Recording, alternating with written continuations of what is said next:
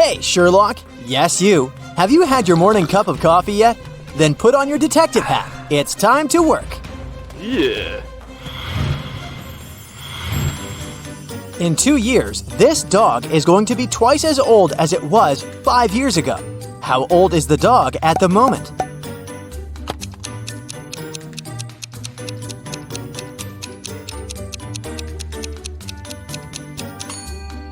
The pooch is 12 years old. Look at this picture. How many squares can you find here?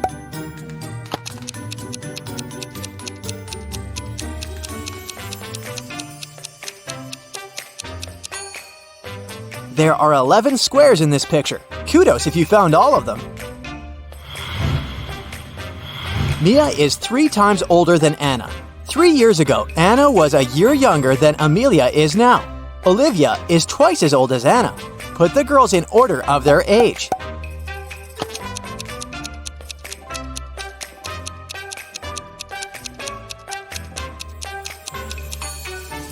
It goes like this: Mia, Olivia, Anna, and Amelia. David got lost in a jungle.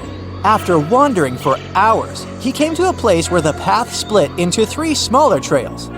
The first one led to an active volcano with red-hot lava bubbling in its crater. If David chose the second path, he would get to a clearing swarming with venomous bats. And the third path ended in a swamp, swallowing everything and everybody that got there. Where should he go?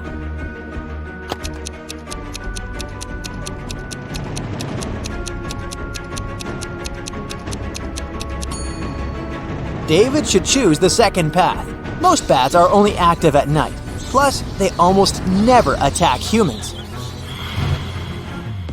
A deaf man came to a store to pick up the flowers he had ordered for his wife. How did he explain to the shop assistant what he needed?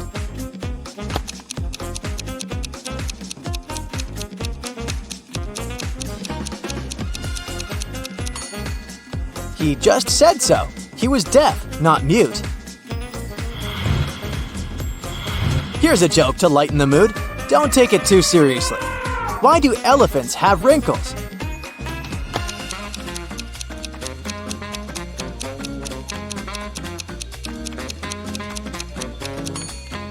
No one is brave enough to iron them.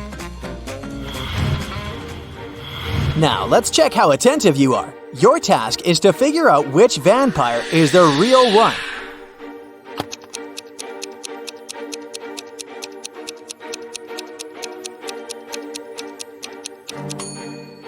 The first vampire has a reflection. The second one doesn't have fangs.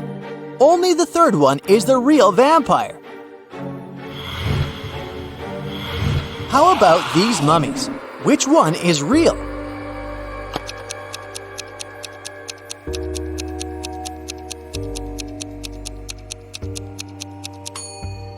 The first one is the real mummy. The second one is just wearing a costume. See that zipper? And the third mummy has blue eyes. Now, you need to guess which of them is the ghost bride.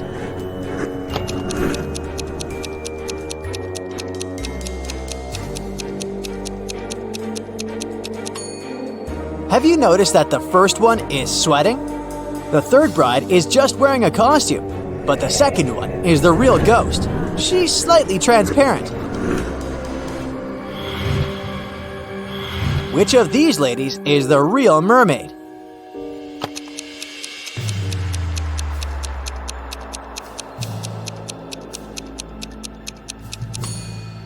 The first one is the real mermaid, the second girl has a zipper on the tail, and the third one is hiding a snorkeling mask behind her back.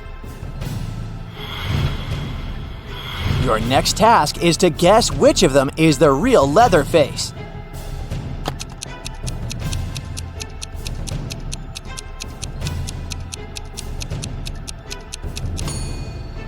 The first one has a saw with a label from a toy store. The second one has a can of red spray paint in his apron pocket.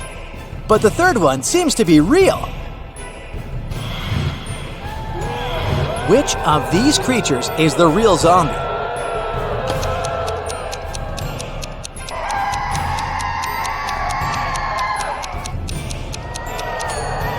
The first one is the real thing. The second one has a sandwich in his pocket. See? And the third one might have caught a cold. He has a runny nose. Try to guess who the real Slender Man is.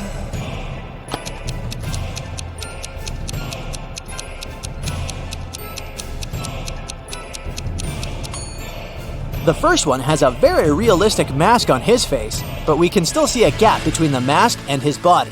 The third one has lost one of his gloves with long artificial fingers, but the second one is the real Slender Man. Which of these creatures is the real orc?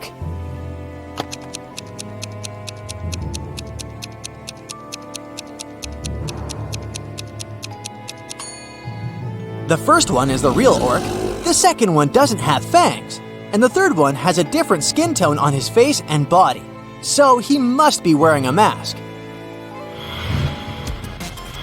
Physicists have built devices to move it very fast.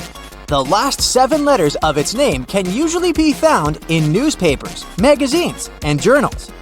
Can you figure out what I'm talking about?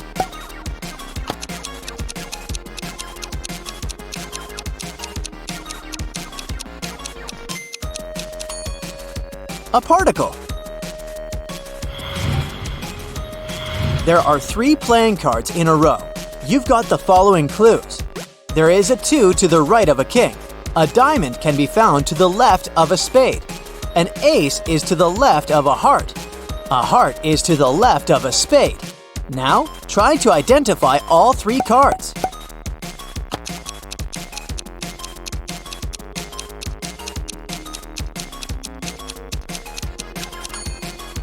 The cards are the Ace of Diamonds, King of Hearts, and 2 of Spades. Lewis and his friend Mark were playing basketball. Suddenly, the ball landed in the garden of Lewis's neighbor, a very unfriendly gentleman. An even more unfriendly dog was guarding that garden. Luckily, it was tied to a tree, but the ball fell too close to that tree. If the dog spotted Lewis, it would follow the guy's every step. And if the guy came close enough, he would get bitten. How can Lewis get his ball back without getting hurt in the process?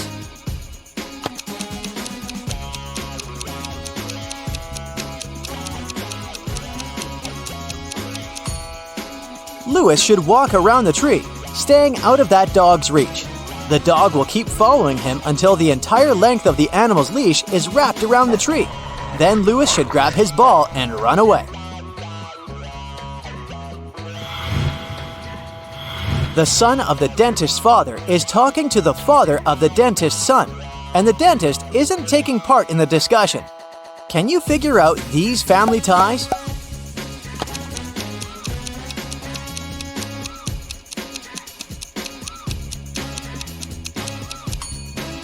The dentist is a woman, and the people who are talking are her husband and her brother. Ice will melt if you heat it. But if you heat me, I'll become solid. What am I?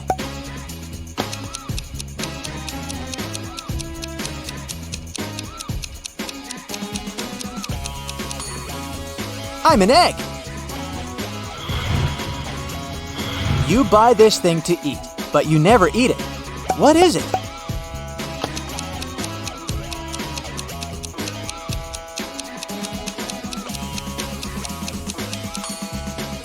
It's a plate. James left a folder with important documents on the table in his home office and went to a business meeting. When he returned, he found out that the documents had disappeared.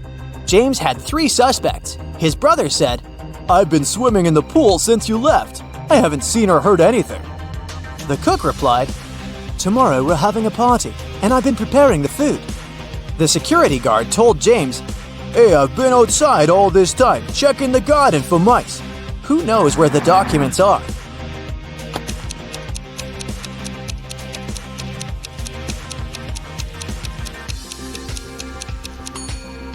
It's the security guard. I bet his job description doesn't include pest control. Maria won the lottery and returned home with a large sum of money. But her sister called her and asked for help, so the girl had to rush out. Before leaving, she put the money under the carpet in her bedroom. When she came back, the money wasn't there. There were 3 people in her apartment while she was away. An electrician came to fix her AC. A neighbor visited to pick up some books. And Maria's housekeeper was cleaning the apartment. Who took the money?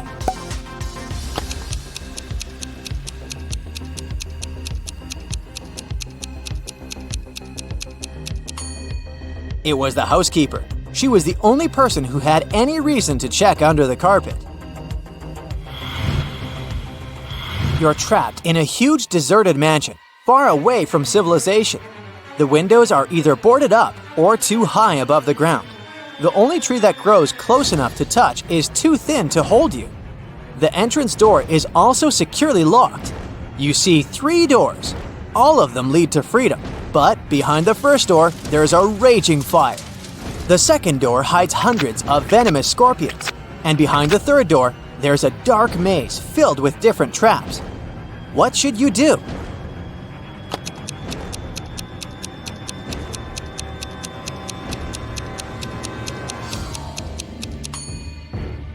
Break off a tree branch and light it in the first room. Now you have a torch.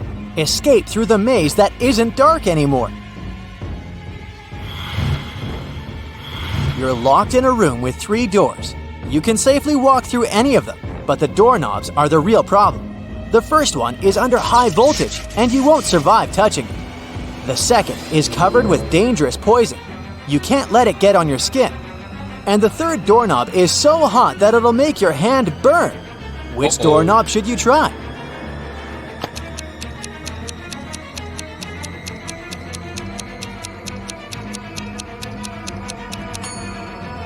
The second one. You can take off any piece of clothing and use it to open the door. This way, you won't have to touch the doorknob with your hand.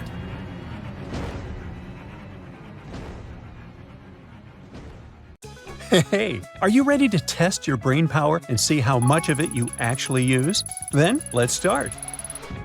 There once was an evil king who loved himself so much, he'd always carry a pocket mirror to admire his own reflection. He wanted to have the largest and the most expensive castle in the whole world. He made workers build it day and night without a break, so they decided to take revenge on him. Once the castle was ready, the king went in and found himself in a maze. There were 3 doors, and he had to pick one to get out. Behind the first door, there was a hungry monster that could take the life of anyone who looked at it. Behind the second door, there was a shaky bridge over a chasm that was easy to fall into.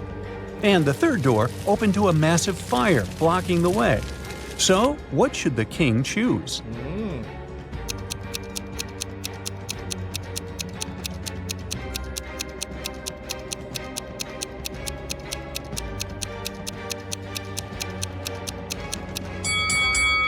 The king should choose the first door. He can use that mirror he has to reflect the monster's gaze. Voila! The monster is gone, and the king can pass easily. Sandra has just moved into a new apartment, but she's in trouble already. She saw 2 people break into the apartment next door. She knew for sure she had just one neighbor, and he was a circus performer. Sandra called the police, but since none of the men had a key or an ID on them, the police couldn't help much. They decided to figure out which of the men was lying. Can you help them?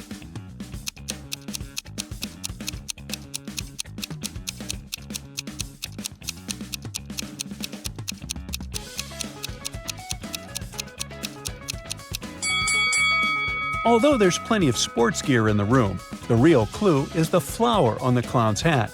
The exact same flowers are growing in the apartment, so he's the real owner. The police found a secret lab with a mad scientist living in it. He was working on a superpower potion that would help him take over the city. Somehow, he managed to escape from the lab, and now the police have to find him to prevent disaster. Do you have any ideas on how to do it?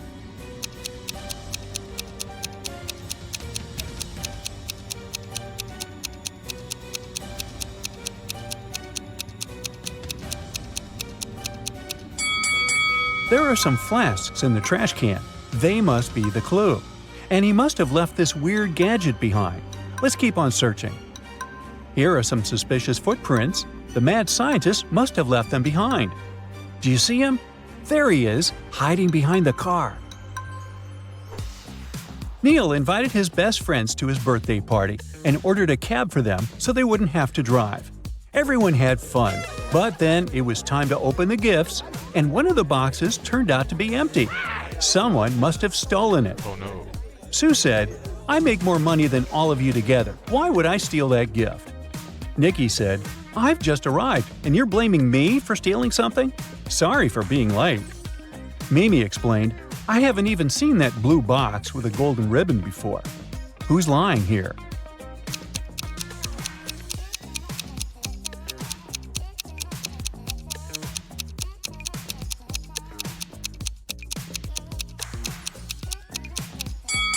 Nikki. Everyone arrived in one taxi, so how could he have been late? Liza is a secret agent, and today her mission is to discover some super important papers from a little house in a faraway village. She arrived there, made sure no one was watching, and was about to enter. But there was a combination lock on the door. Luckily, there was a note nearby. Can you help Liza figure out the code using the note?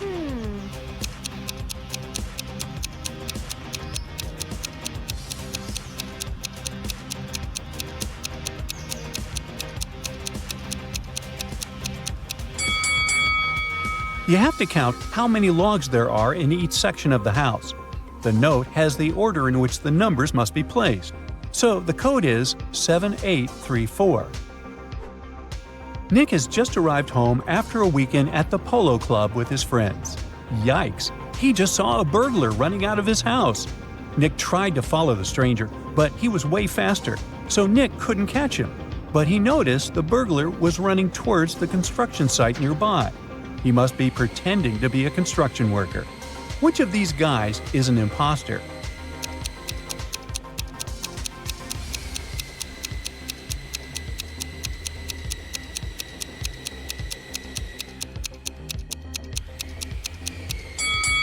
Look, this guy is trying to saw through a beam. The guy on top will fall if he succeeds here. He must be the burglar. This family only seems normal. The dad is a real superhero. He can travel in time, he can fly, has super hearing, and always knows when someone is lying. It's cool, but not for his son. He has really bad grades at school and was grounded for the holidays. The boy really wants to go to his best friend's birthday party. How can he escape? He can tell his dad he has to be at school today. He can lock himself in and escape through the window. He can run away quietly while his dad is watching TV.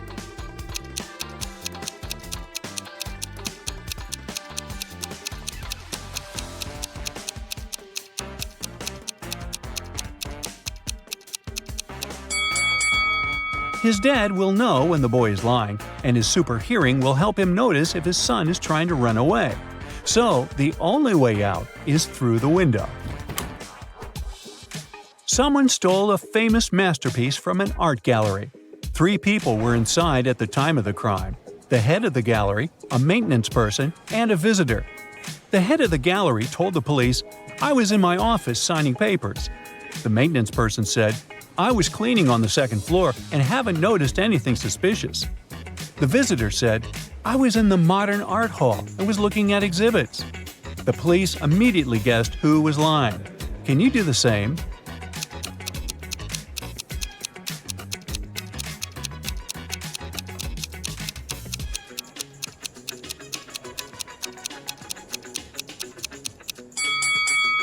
It was the maintenance person. The gallery doesn't have a second floor. In a big company, an important contract went missing. 3 employees became the prime suspects: the manager, the secretary, and the analyst. Here's what they had to say. The manager said, "I was busy at meetings with clients all day." The secretary insisted, "I was filing mail in the archive." The analyst claimed, "I was analyzing reports from the last quarter." The police quickly figured out who was lying. So, who stole the document and how did they know?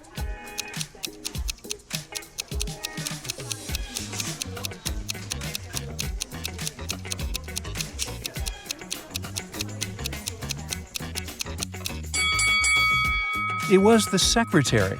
The company only updates the archive on Fridays, but this happened on a Wednesday. Busted! Someone tried to hack the security system of a top-secret research base. The base is really well-equipped, with self-updating software and all the latest tech. 3 team members fell under suspicion: the engineer, the guard, and the programmer. The engineer said, "I was checking the base's power supply, and everything was fine." The guard told the police, "I was patrolling the area, and everything was quiet." The programmer explained, "I was updating the system software." The police immediately knew who tried to hack the system. Can you guess who it was and how they figured it out?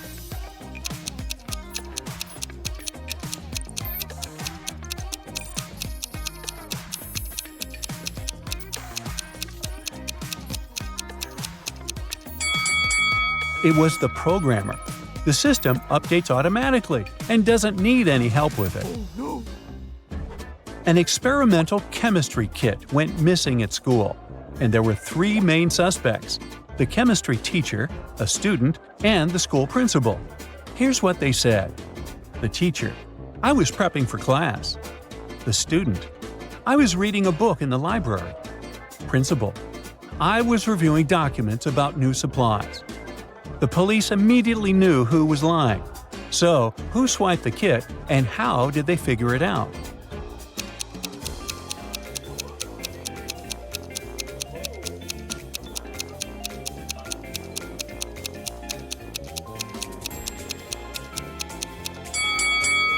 It was the student. The library was closed for inventory on the day of the incident, so there's no way they could have been there.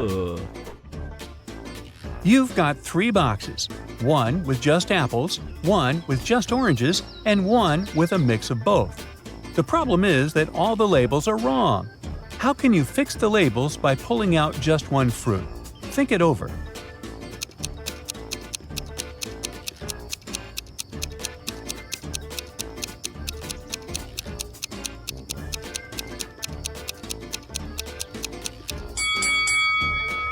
So here's the trick. Grab a fruit from the box labeled mixed.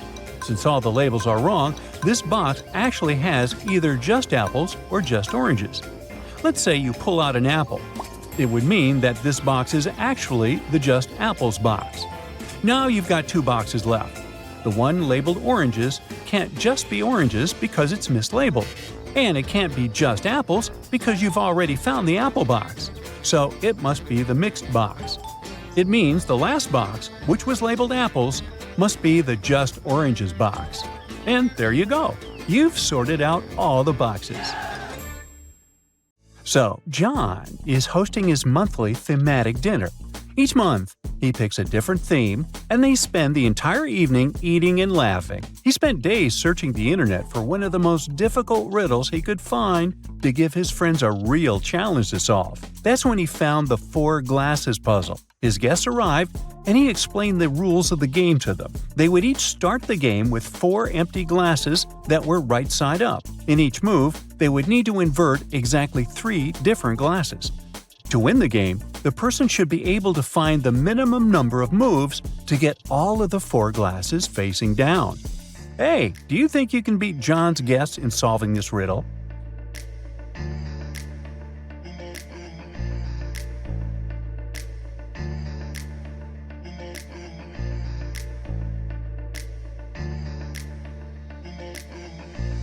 In the first move, you should pick any 3 glasses you'd like and turn them upside down. Then, the second move is where you should use a little bit more of your wits and skills. You shouldn't pick the exact same 3 glasses you picked in the first round, otherwise that would take you back to the beginning. Instead, you could choose to invert the glasses 1, 2, and 4, for example. So after move 2, you end up with the following order: up, up, down, down. Then your best move may sound counterintuitive, but you should pick 2 glasses that are down and 1 glass that is up. In the fourth move, you should pick the 3 glasses that are up and invert them. This way, you'll have all 4 glasses facing down. Congrats! You've just shown John and his party guests that the minimum number of moves to win this game is 4. Sandy was exploring the wood near her house when she discovered a magical portal. On the other side of it, she was shocked to find 3 of her close friends, Alex, Betty, and June. They had been captured by a trickster creature that had cast a spell on them. After that, one of them could only tell lies, the other could only tell the truth, and the third one was sort of a spy. Sometimes she lied, other times she told the truth. Sandy decided to talk to each one of them. Alex said she was not the truth teller. Betty said she was not the spy. And June said she was not a liar. Can you help Sandy figure out what June was cursed with?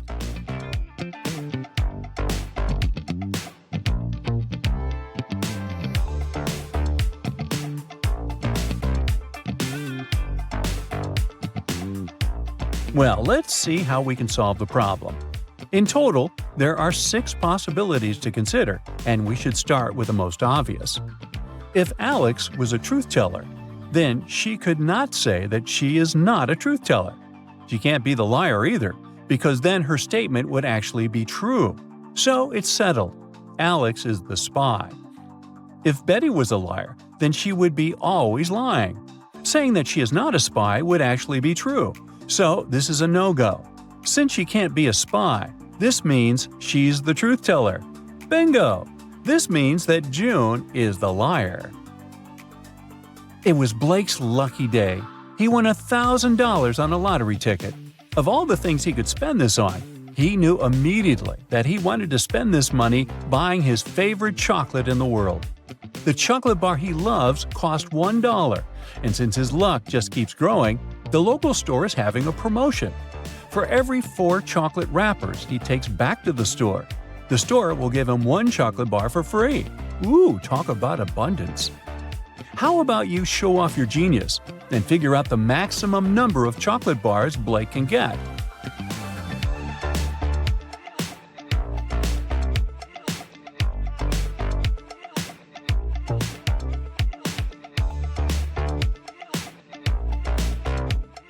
Well, let's see the best he could do. If Blake spends all of his money and buys 1,000 chocolate bars, he'll have 1,000 wrappers, correct? Then, if he exchanges every 4 wrappers for 1 additional chocolate bar, he can get 250 more chocolate bars from his 1,000 wrappers. Now, if Blake exchanged those 250 wrappers, he'd get another 62 chocolate bars. He'd use 248 wrappers, leaving him with the remaining 2 wrappers. Then his best deal would be to take those 62 wrappers, add the remaining 2 he kept from the last exchange, and he would have 64 wrappers in total. He can exchange these wrappers for another 16 chocolate bars. Then he'd take these 16 wrappers and trade them for 4 more chocolate bars. Exchanging those last 4 wrappers, he'd get his final chocolate bar. So, if Blake follows this process, he'll get a maximum of 1,333 chocolate bars in total. Now, we're not saying this is a smart idea, but your mother asks you to measure 4 cups of orange juice using 2 jugs. The thing is, you have a 20-cup jug and a 36-cup jug. How can you do it?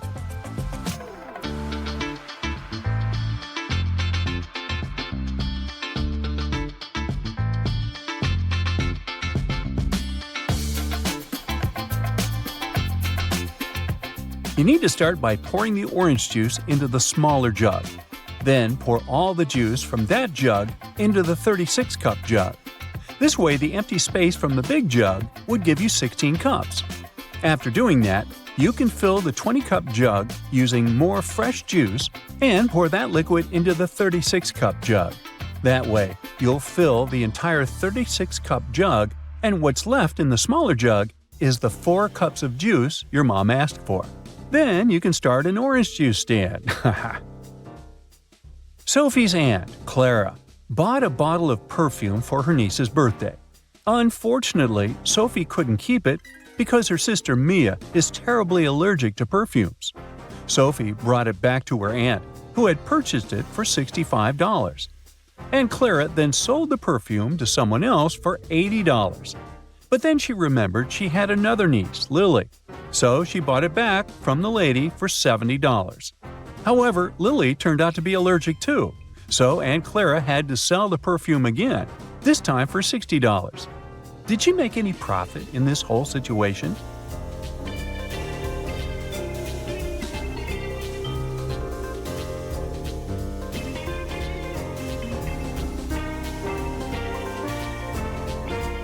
Yes, Aunt Clara made a $5 profit and celebrated it by grabbing a large latte. James, a mad scientist, was on a quest to solve a crazy problem from a friend. This challenge had him stopping everything just to figure it out. James had 2 stacks of cups to analyze. One stack had 5 cups piled on top of each other, reaching a total height of 13.5 inches. Right next to this stack, there was another stack with just 2 cups, totaling 7.5 inches in height.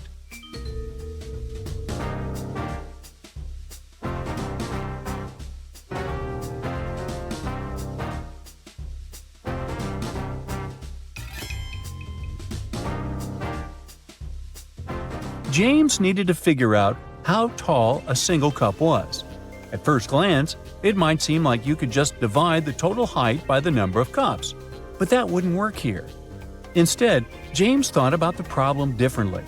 He considered the height of a single cup as XX and noticed that each cup didn't sit perfectly on top of each other. There was a bit of overlap. For the 2-cup stack, the combined height is 7.5 inches. This includes the full height of the first cup, plus the part of the second cup that sticks out just above the first cup. The 5-cup stack, which is 13.5 inches tall, includes the height of the 2-cup stack, plus the additional height contributed by the overlapping parts of the 3 more cups on top. By examining the difference, James realized that the height of the overlapping parts of the cups amounted to 2 inches. With this information, he figured out that the remaining height for a single cup was 5.5 inches. Eureka! His persistence paid off, and James cracked the riddle. You might say, his cup runneth over, but that's too obvious a pun. But I'll say it anyways. Hey! Are you ready for a quick IQ check? Then welcome on board. Lucas wants to go to the circus, but he can't because his grades are bad. He's challenged by 2 clowns to solve a riddle for free entry. This riddle goes like this. What is as big as an elephant but weighs nothing?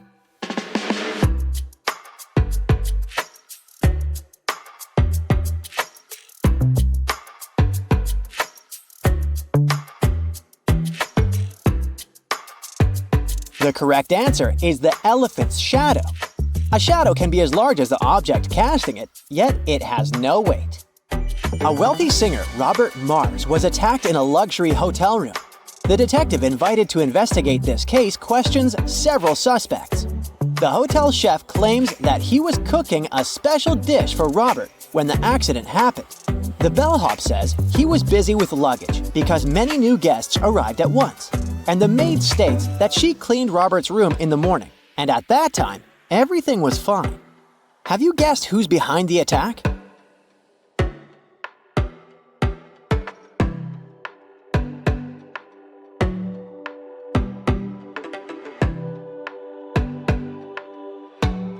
The bellhop is hiding something. Have you noticed that he had Robert's suitcases? There was a tag on one of the bags. Doesn't it seem weird to you? It's definitely suspicious. Judges noticed that robots were competing instead of humans in a sports competition. Help them identify the robots among the athletes.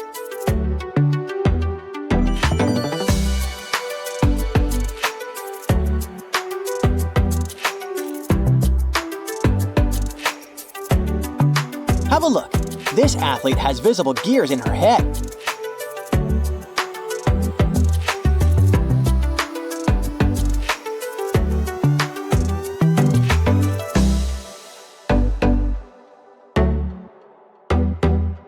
She's adjusting her leg with a screwdriver.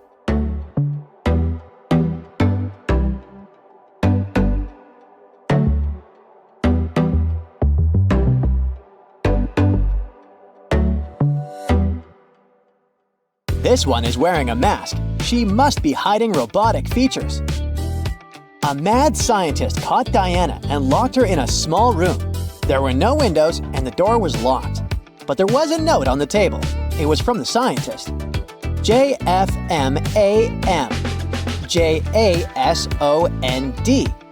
Guess the missing letter and I'll set you free. 5 minutes later, Diana was already running away from the strange place. She managed to figure out that the missing letter was J. How did she do it?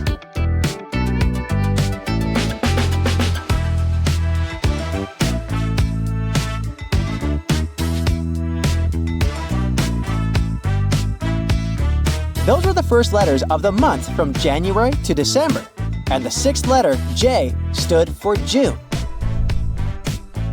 Criminals who have just escaped from jail have stolen important blueprints from Mark's lab. Now, they need to escape through one of three places: a police station, a room where a birthday party is taking place, or a bank during peak hours. Which option is the best?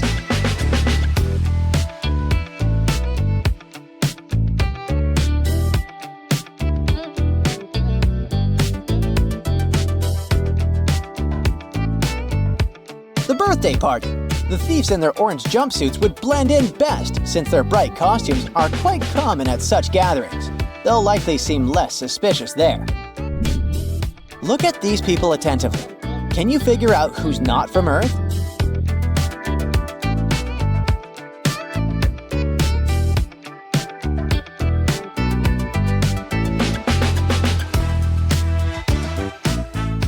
It must be the guy on the right. The guy on the left must be wearing a Halloween costume. But look at his blue eyes. They seem to be absolutely human. Now look at the eyes of the guy on the right. Those narrow black slits. Ugh, creepy. How about this image? Can you spot anyone who doesn't look like us Earthlings?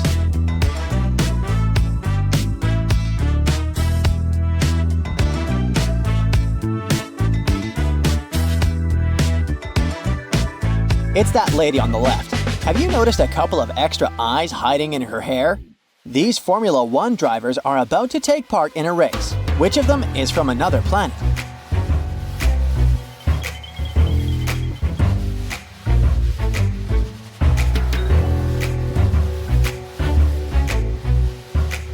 That guy over there. He's leaving a trail of slime behind. A man sitting in a car sees three doors. A bronze door, a silver door, and a golden door. Which door should he open first?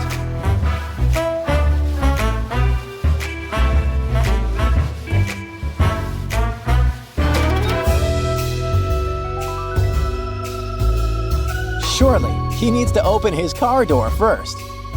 Look at this man and three women attentively. Can you figure out which of them is his real wife?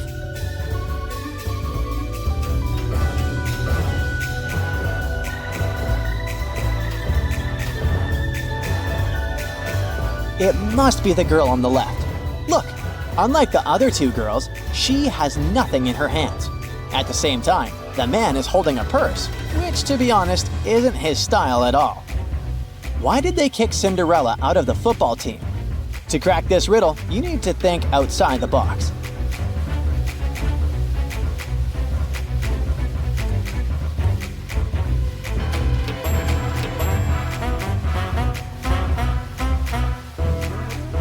Because she ran away from the ball.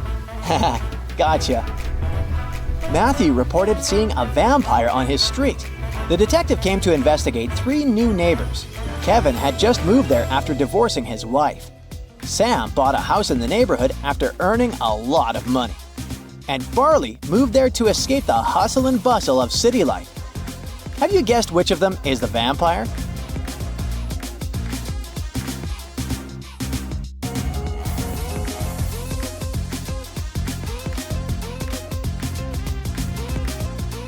It's Kevin.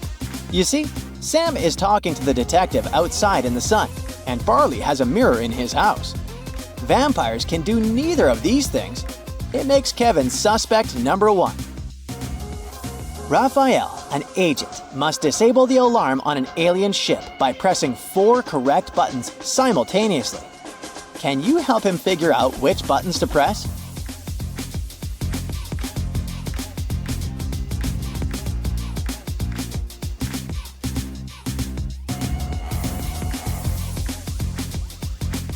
the buttons with slightly worn symbols are the ones used most frequently.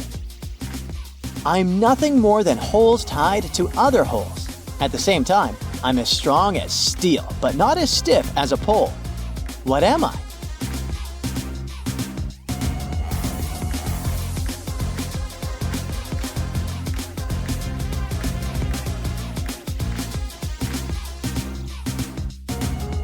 I'm a chain. I have an eye, but I can't see. I have no limbs, but I'm still faster and stronger than any man alive. Who am I?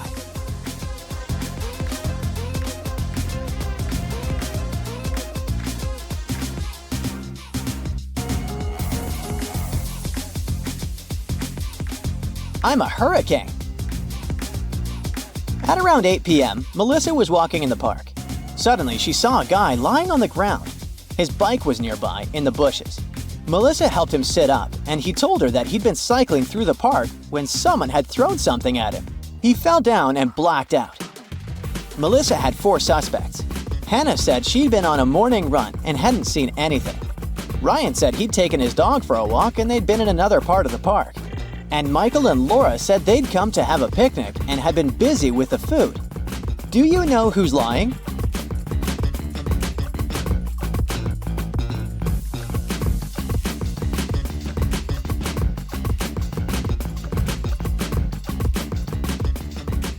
Hannah. It's evening. How could she have her morning run? One guy was going to an amusement park. At one point, he arrived at a crossroads. There was a sign.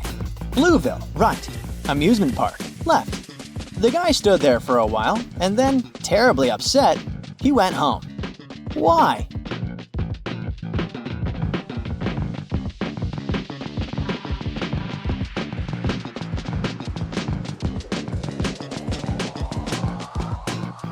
He thought the amusement park had really left. Once a powerful magician arrived at a small town. His visit caused strange occurrences. Can you find all the oddities in these scenes?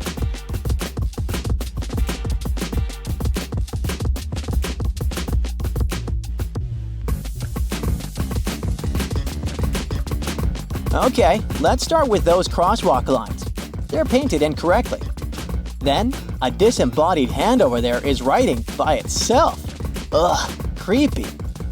Oh look, a zombie is crawling out of the maintenance hole. Chef George lost his favorite knife just before the cafe was to open. George suspected his neighbors. Damien, the owner of a dry cleaner, and Alan, a toy store owner. Can you figure out who the thief is?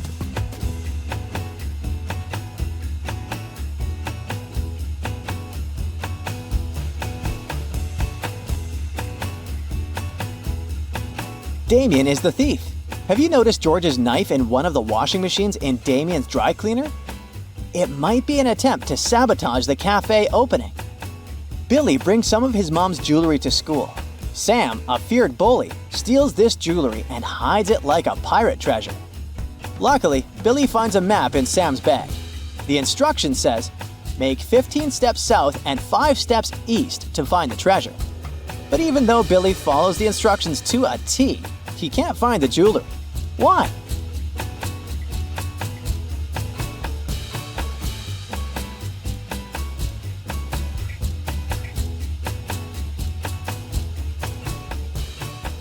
It's simple. Billy misjudged his step size. His steps are smaller than Sam's due to their height difference. So Billy dug in the wrong spot.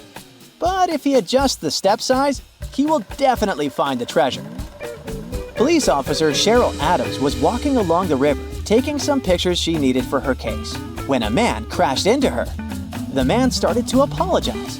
Someone had stolen his wallet and he was trying to catch the thief. He explained that he was painting his boat and his wallet was next to him. Then he got distracted, and when he turned back, the wallet wasn't there anymore. Cheryl understood that the thief couldn't have gone far. They ran to the nearby pier. There were 4 people there. After looking at them attentively, the police officer knew who the thief was. Now, it's your turn to figure it out.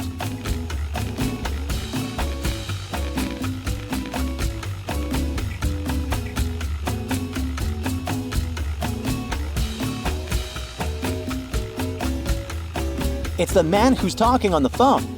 There's some green paint on his left pant leg. Hey, Brightside Detectives, we really need your help here. These riddles are to be solved as fast as possible. Look at these two people. Both of them seem to be in grave danger, but only one of them is actually risking his life. Which person is it?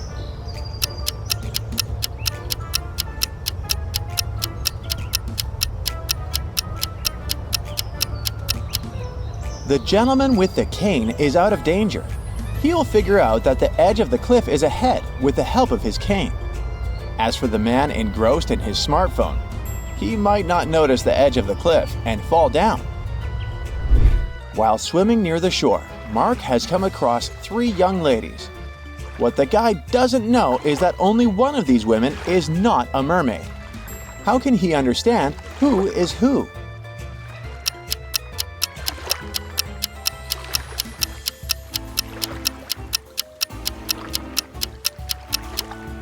Well, the answer is quite obvious. The guy should dive and check which one of the girls has legs and which 2 are sporting tails. Look at these 2 doctors attentively. Only one of them is a real vet. Which doc is it?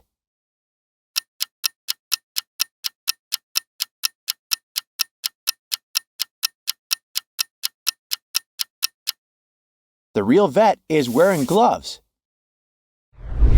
Each of these 3 prisoners is hoping to escape one day, but one of them might do it in the near future. Which one is it?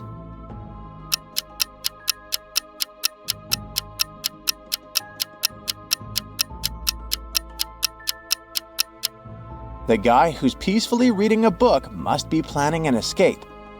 Do you see that poster on the wall? It's likely covering a hole. Look at the ground right beneath it. There's some sand from drilling. Maria got lost in an enchanted castle. While looking for a way out, she entered a room filled with similarly dressed gentlemen. They were all cheering for the king.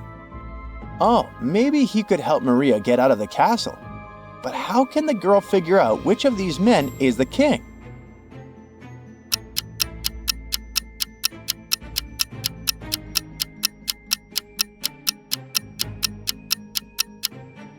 The king is the man on the right, sitting next to Maria. He's the only one who's looking out the window while everyone else is looking at him. In search of a treasure, you come to this crossroads. Which direction should you pick to find the treasure?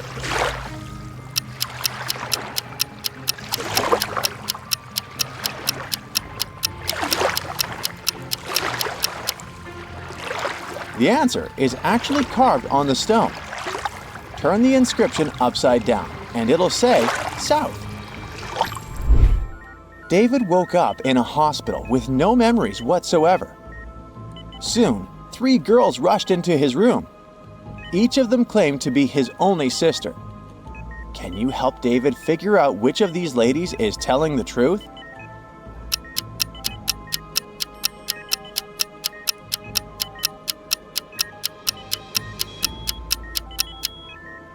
David's real sister is the girl in the middle. Look, they both have identical birthmarks on their hands. Michael was diving when he realized he was about to run out of oxygen. He saw 2 caves nearby. Which cave should he choose to have a chance to survive?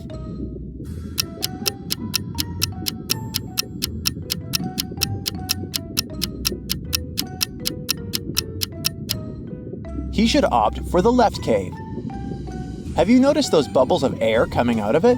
It means there must be some dry land inside the cave. An elderly lady called the police to report that her neighbor, a young woman called Gina, seemed to have disappeared. The woman hadn't seen her for a few days and got worried. When the police arrived at Gina's house, they managed to unlock the door and found Gina inside, tied to a chair with her mouth covered with a scarf. When she could talk again, she told the police that 3 days ago, a robber had broken into her house, tied her, and taken all her money and gadgets. The police officers didn't believe Gina. Why?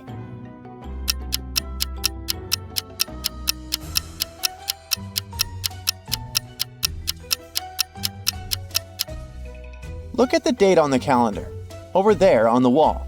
See? It's the same date as the one on the calendar at the police station. But if Gina was tied all this time, who was changing the dates on her calendar? 3 friends, Kathy, Mark, and Lauren, gathered together to catch up on their latest news at Lauren's place. At one point, they decided to play hide and seek. When it was Lauren's turn to look for her friends, she easily found Mark. But even with his help, she couldn't spot Kathy. Can you help Lauren find her friend?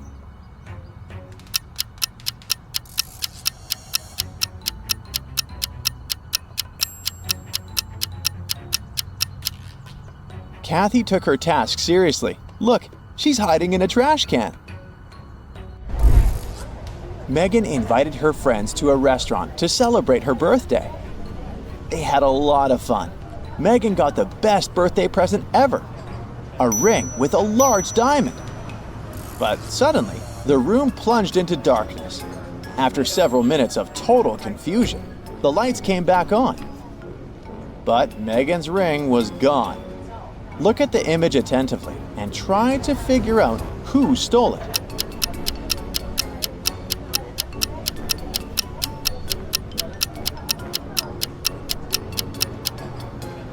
It's the waiter. Look at the glass he's holding. He must have put the ring inside. Now there's much more water in it. It's the year 2158. Jim is repairing the roof of his garage. At one point, he slips and falls to the ground and breaks his leg. But the next day, Jim is already walking in the park, looking perfectly fine. How is it possible?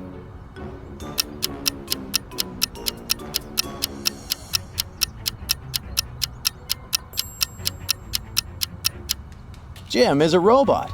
See that red light blinking over his left ear? They must have repaired him really fast. Marta was walking through the park near her home in the evening. It was dark and there was nobody around. Suddenly, her bag was grabbed from behind and the person bolted away. Marta took off after them. She was pretty sure this person was a woman, but she couldn't make out her appearance or clothes. The woman disappeared inside a school building. When Marta ran inside, she saw 3 teachers. The girl looked at them attentively and soon figured out which one had taken her bag. Can you do the same?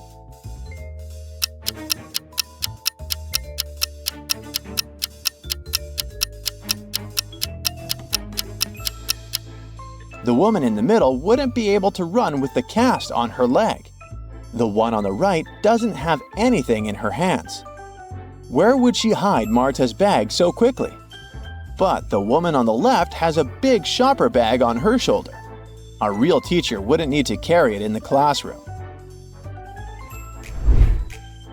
A wealthy businessman was kidnapped right from his house. The detective who arrived to investigate the case found nothing strange inside, but a mysterious note with a strange set of symbols written on it. There are 3 suspects: Eric, Ellie, and Colin. Can you help the detective identify the criminal?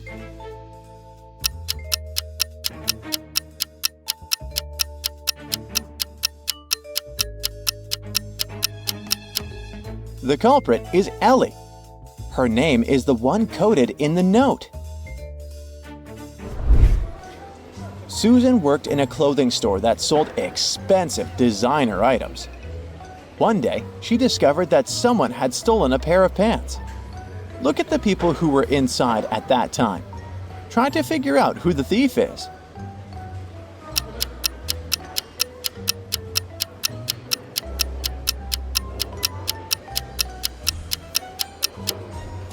It's the guy on the right. If you look attentively at his legs, you'll see the pants peeping out from under his jeans. Newlyweds Maria and Daniel went to a tropical island on their honeymoon. They stayed at a luxurious hotel. But one day, when they returned from dinner, They found out that someone had broken into their safe and stolen Maria's jewelry. There were several suspects: a maid, Maria and Daniel's neighbors, and the hotel manager. But the maid claimed that she hadn't cleaned any rooms on the newlyweds' floor at all that day. The neighbors said that they had been on an excursion all day and had just returned. And the hotel manager stated that he had several important meetings with clients and hadn't left his office. Can you figure out who the thief is really quick?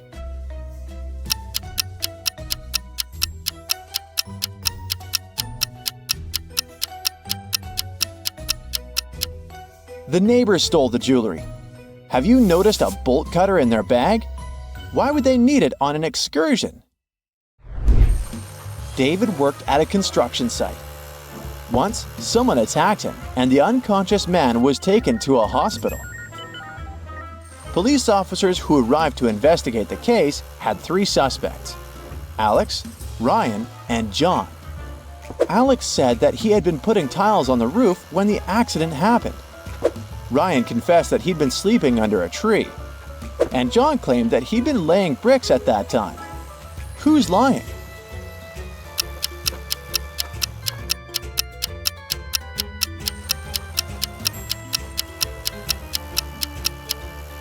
Alex was the one to hurt David. The building has no roof yet, so he couldn't be putting tiles up there. Josh is an elite hunter for all things paranormal. He's called to visit a rich man's house. When he gets to the second floor, his paranormality detecting watch starts beeping. His watch never lies, so he knows there must be some scary creature nearby. Before him, there were 3 doors. Just by looking at them, can you guess behind which door the ghost is hiding?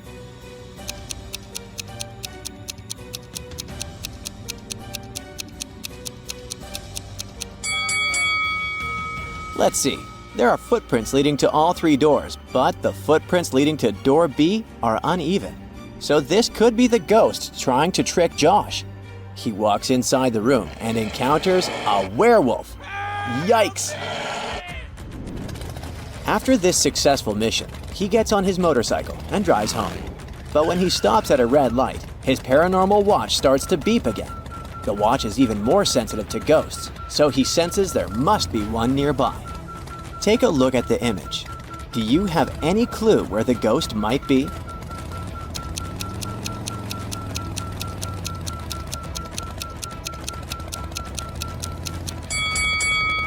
There's a woman standing at the bus stop, next to the red light. Her feet aren't touching the ground and her stare is blank. She must be the ghost. When Josh tries to capture her, she disappears into the dark forest. Josh tries to locate the girls through his watch and walks into the forest too.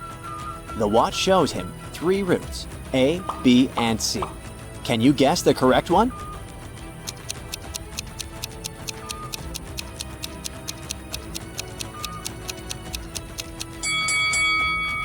It's route B. That one leads to the girl.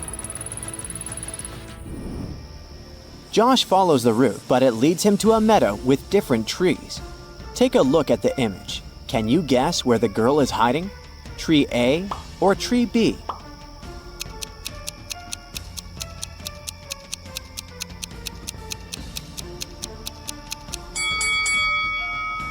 The ghost is hiding behind that tiny tree, next to tree A. If you look carefully at the shadow, the shape is too weird. Josh snaps his ghost device and captures the ghost. Yeah! Dan and Jesse are detectives. Early one morning, they got an urgent call from one of their clients, saying they needed to come over ASAP. They got into their vehicle and drove to the location. On the way, they were stopped by a police checkpoint. Dan and Jesse had to get out of the vehicle for an inspection. But Dan noticed something strange. The cop was a fake. How could he tell?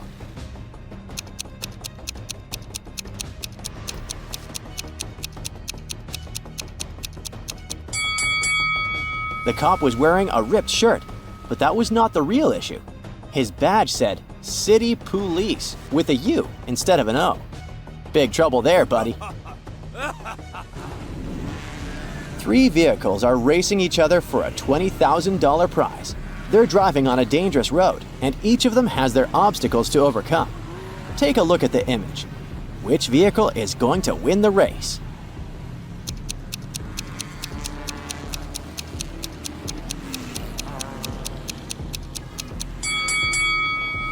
The first vehicle tried to escape those nails on the ground, but the nails were going to puncture one of the vehicles for sure.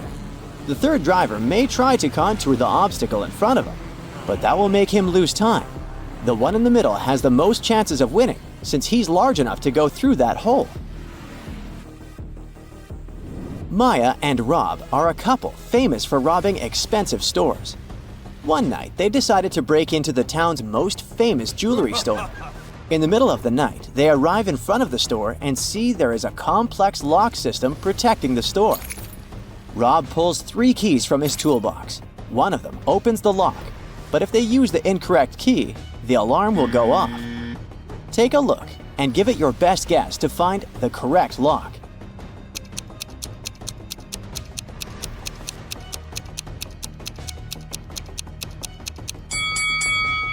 The second key is the correct one. If you notice, the lower line is missing in the third key, and the first key won't even fit into the keyhole since the lower part is inverted. Detective Saul woke up in an empty room. The last thing she remembers was helping to solve an important robbery that happened in her neighborhood. The room had nothing but 3 paintings hanging on the wall. She also noticed that the door was locked with a super technological code system. Saul uses the pictures on the wall as clues to sort out the code of the lock and see her way to freedom. Can you figure out what the 3-letter code is?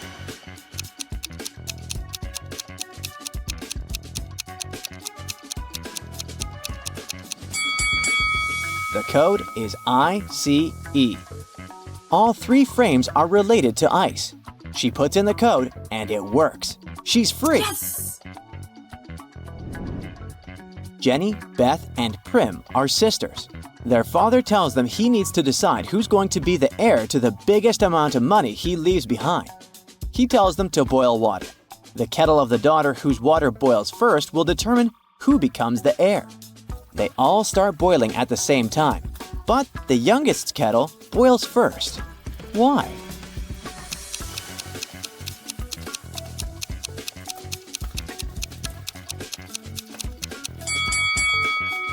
While the other daughters kept checking by lifting the lid, the youngest daughter kept hers closed, making it boil faster. Way to go. Drake is a businessman and needed to drive from New York to Boston. As soon as he arrived in Boston, he noticed that his tire was punctured at the beginning of the trip. Somehow, his journey was unaffected. How is that possible?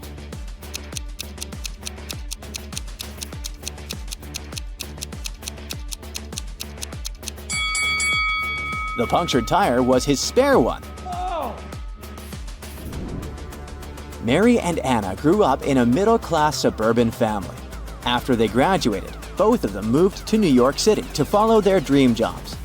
But while Mary succeeded greatly in her career, making a lot of money, the same didn't happen for Anna. Today, Mary is rich and Anna is broke. Take a look at the image of both girls inside their apartments. Can you guess who is who?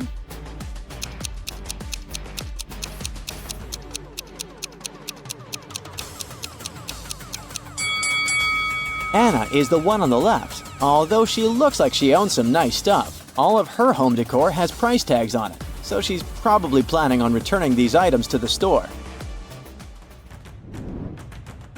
The company decided to have a fun day with its employees. A lucky person would win the latest laptop if they could get out of a maze the fastest way possible. Brad and Monica were the only ones who said yes to the challenge, but it looks like they're both having a difficult time. Take a look at the image. Who's more stupid? Ah. Oh no! Let's see. Well, Brad lost his glasses and he couldn't see anything. It's like he's trying to walk through the maze in a blindfold. Oh really? And Monica just needs to turn her map the other way around, and she'll make it out okay. Oh my god. Jenny is moving to Australia. Her bags are packed and she's ready to leave the house. But on her way out, she noticed she was forgetting a few pretty important things. No.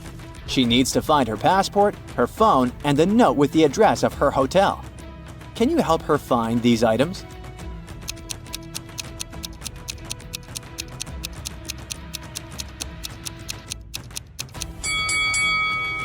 Could Jenny be any messier?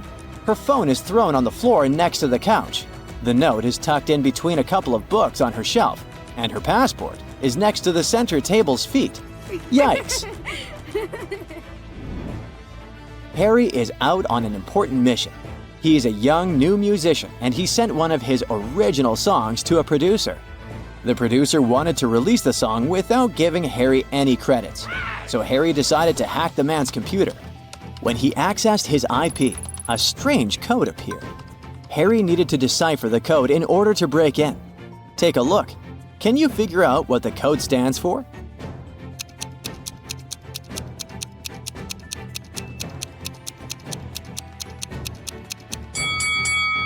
It's way simpler than you might think. The answer is 1, 2, 3, 4, 5, 6, 7.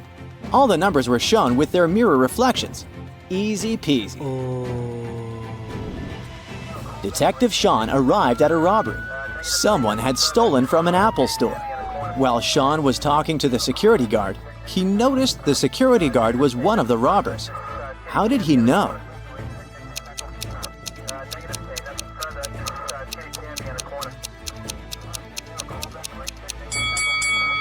The security guard was standing next to a shattered glass that had been broken by hand, and his hand had lots of scratches and band-aids on it.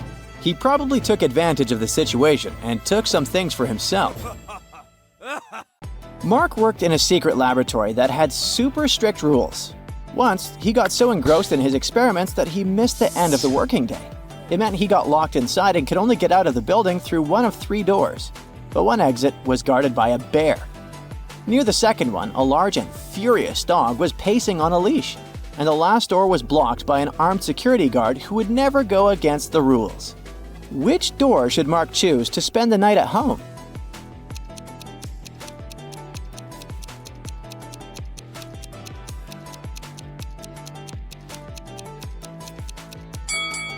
Mark should opt for the first door. Yeah, the bear looks threatening, but it's sleeping. So if Mark is quiet enough, there's a chance he'll slip past the animal unnoticed. 3 waitresses are working at a restaurant serving drinks and food, but one of them is actually a thief. Can you figure out which one it is?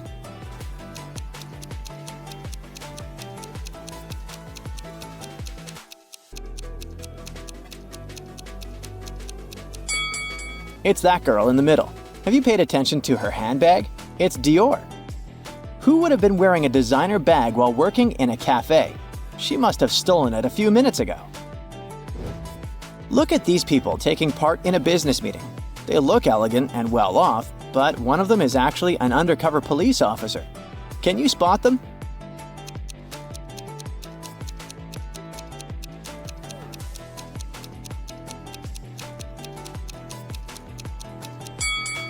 It's this man on the right. Have you noticed his old sneakers? That's a weird choice of footwear for a business meeting. These 2 women look like regular prisoners minding their own business, but one of them is actually a werewolf in disguise. Can you figure out which one it is?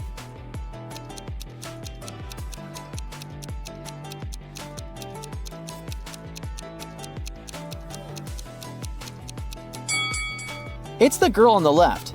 Have you noticed claw marks on the wall of her cell? She must have felt restless at one point. Uh-oh. 3 people are having a meal in a cafe. All of them seem to be regular customers, right? But what if I tell you that one of them is actually a vampire? Try to spot this monster before they start their hunt.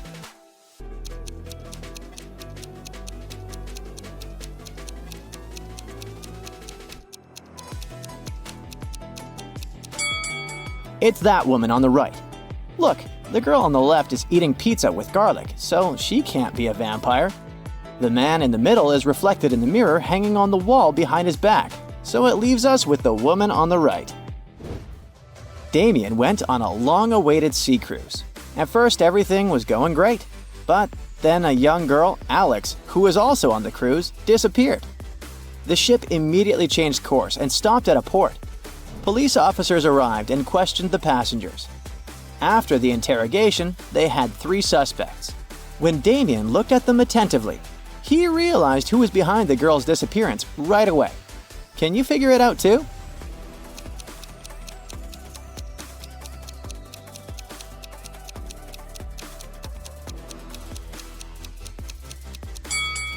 It's that woman on the right. She's got Alex's suitcase. The girl had it at the beginning of the journey, plus her name is on the handle.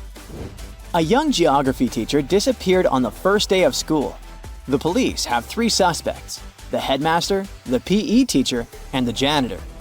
Look at these people attentively and find the culprit.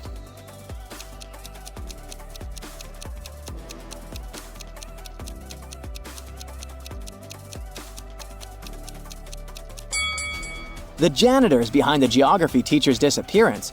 Have you noticed a globe in his closet? This student dormitory has very strict rules of being absent after lights out. But look at this room. One of its inhabitants managed to sneak out to attend a party and get back. Who's the rule breaker?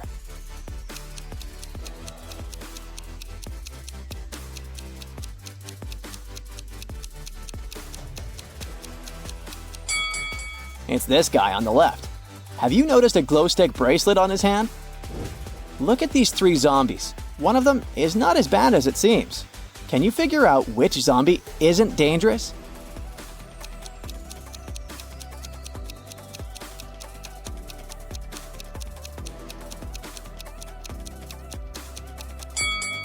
The zombie on the left is petting a dog. He seems to love animals. He can't be dangerous. 3 museum guards were protecting the most expensive vase in history. It was kept in a vault used to store the most precious exhibits, but all the security measures didn't help, and the vase got stolen. Since no one entered the vault or left it, the police concluded that the thief was one of the guards. Look at this security footage and say which guard is the criminal.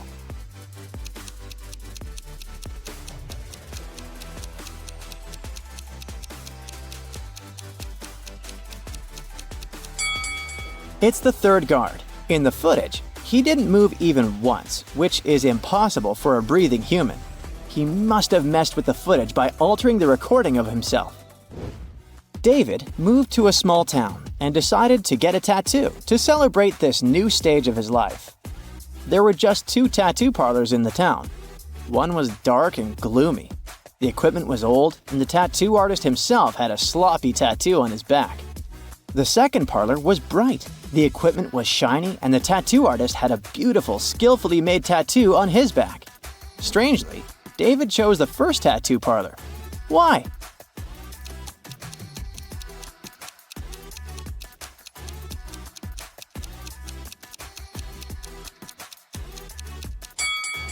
There are only 2 tattoo artists in town, and they couldn't tattoo their own backs. It means they gave tattoos to each other. If you compare their works, you'll immediately see that, despite his old equipment and gloomy atmosphere in his parlor, the first tattoo artist is much more skilled. A security guard at a supermarket found a lost wallet. After he made an announcement, 2 guys appeared, each of them claiming the wallet was his. The guard looked at them and gave the wallet to the taller guy. Why did he do that?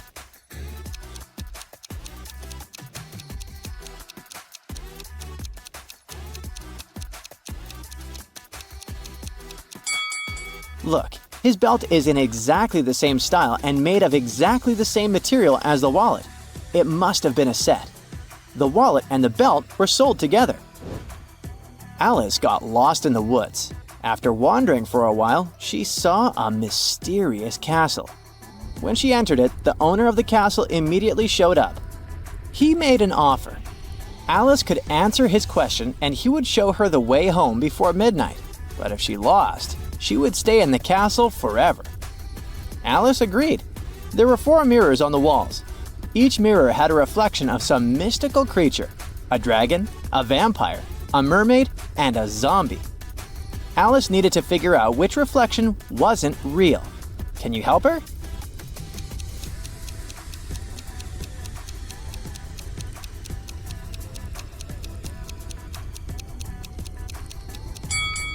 It's the vampire. Do you remember that these creatures aren't reflected in mirrors?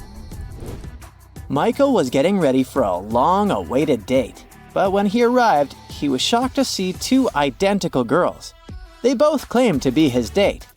Can you help the guy figure out which girl is an imposter?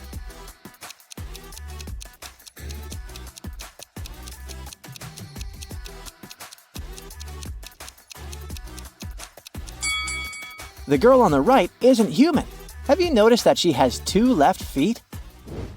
A police officer claims that one of the suspects she's detained is a werewolf. Can you figure out which of them isn't human?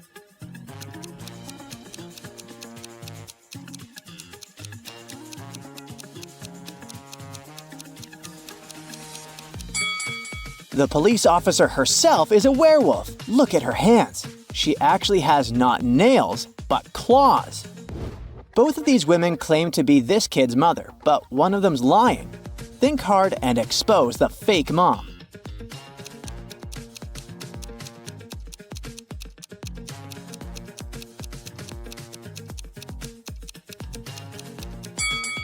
The lady on the left has the same hair and eye color as the kid, but the second one has two moles in the same spots as the child. Plus, she's wearing a bracelet depicting a baby. In the magic country of Narnia, all animals are intelligent and rational. You're watching 10 lions and a sheep. If you get distracted, a lion can eat a sheep. What lions don't know is that later, the one that has eaten a sheep will turn into a sheep itself. In this case, the rest of the lions will eat it. If you leave this company alone for some time, how many lions and sheep will you find when you come back?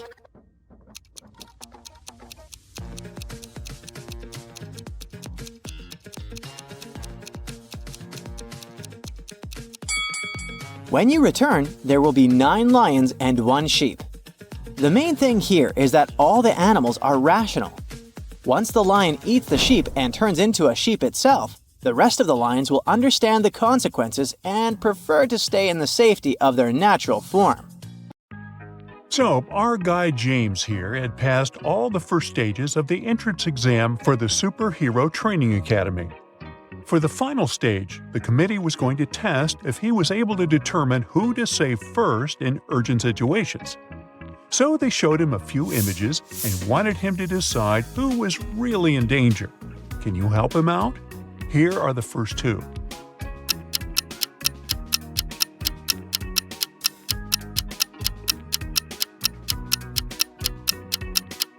In the second image, the train is not moving and the lights are not on. That means the man can cross without any danger.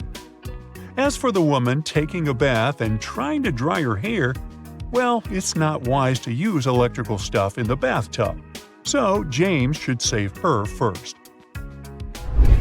Now take a look at this footage of 2 people falling from a cliff.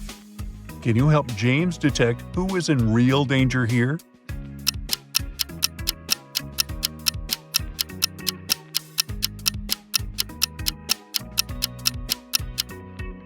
The guy holding the umbrella might appear to be falling faster than the guy holding the plastic bag. However, he's going to fall right into the water, whereas there is a sharp rock right below the plastic bag guy. So, in a situation like this, James should save him first. The last image was going to determine whether James would be accepted or not. Who should be saved first?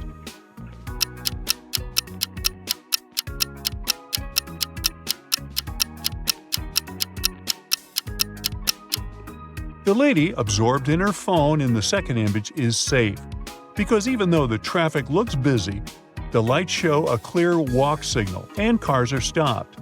But the man in the first image has left a metal spoon in the microwave that he's about to turn on. That's a big no-no. James finally got accepted into Superhero Training Academy. But there, he was not going to use his real name. He needed to pick a superhero name for himself. Can you guess what his name is? These emojis might help.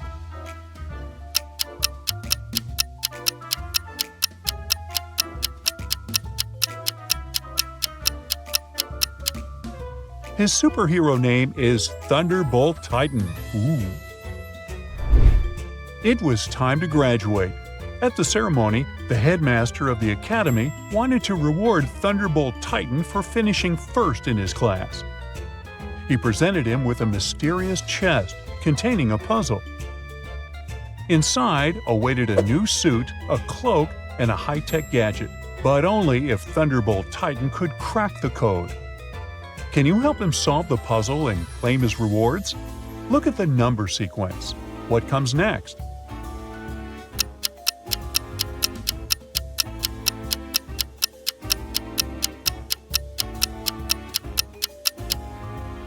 The correct answer is 7238.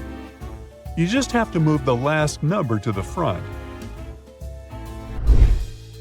One day when Thunderbolt Titan was at home, somebody slid a note under his door. But it was encrypted with a strange number sequence. And below the numbers, there was a hint. Think about your device.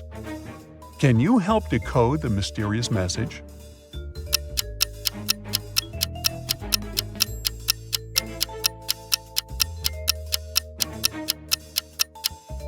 To decode this number sequence, we use a mobile phone keypad, as the hint suggests, where each number pair represents a letter. The first digit indicates the keypad number, and the second digit selects the letter's position on that key. For instance, 42 translates to H because 4 corresponds to the GHI button, and pressing on it 2 times will give you H. Following this method, the fully decoded message is "Help now." A villain from the multiverse had brought all kinds of creatures to planet Earth, and the Protectors League needed Thunderbolt Titan's help to find and capture them before they unleashed chaos. The first monster they were searching for was a zombie, and the Protectors League had 3 suspects. Take a look at them and help Thunderbolt Titan successfully complete his first mission.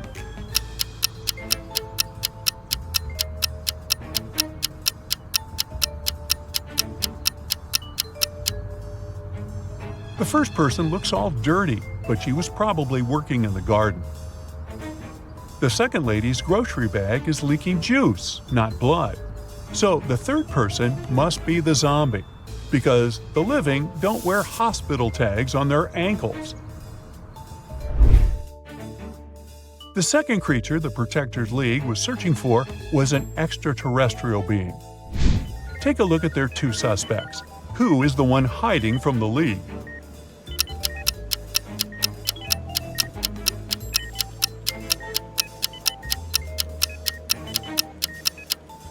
Look at Gary M's hospital patient chart. It says his fever is 24.5 degrees Celsius. A human can't have such a low body temperature. He must be the creature. Lastly, the League suspected that a robot was pretending to be a human at a college campus. They spotted 3 students who were acting suspiciously. Can you help Thunderbolt Titan figure out who the robot is?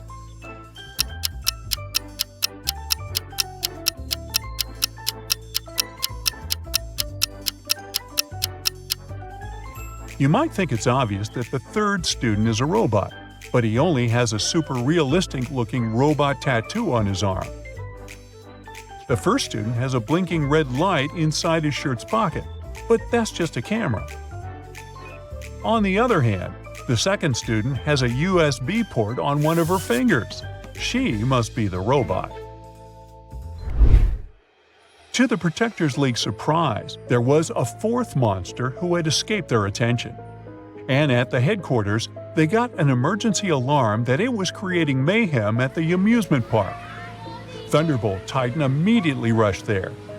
Upon arrival, he found that the creature's actions had led to a malfunction on the roller coaster ride, causing 3 passengers to be stranded dangerously.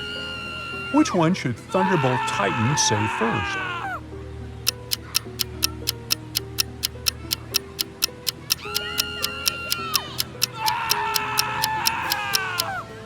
The second guy will fall first because he's only holding on with one hand, which is actually pretty difficult to do for an extended period of time. Therefore, Thunderbolt Titan should first save him. Thunderbolt Titan had successfully completed his first 2 missions. However, the villain was not happy that he ruined his evil plans. So he captured him and locked him in a room with no exits. There was only a note that said, "Answer this riddle and you might escape." What can fill a room but takes up no space?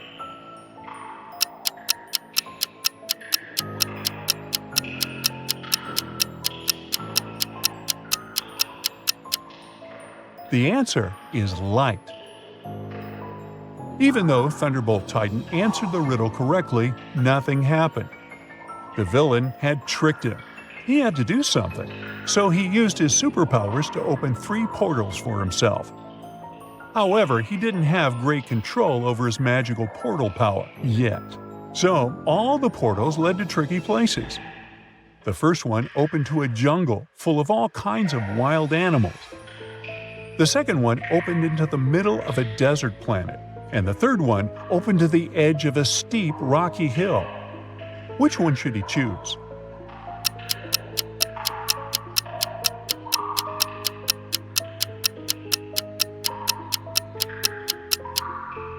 Remember the roller coaster mission?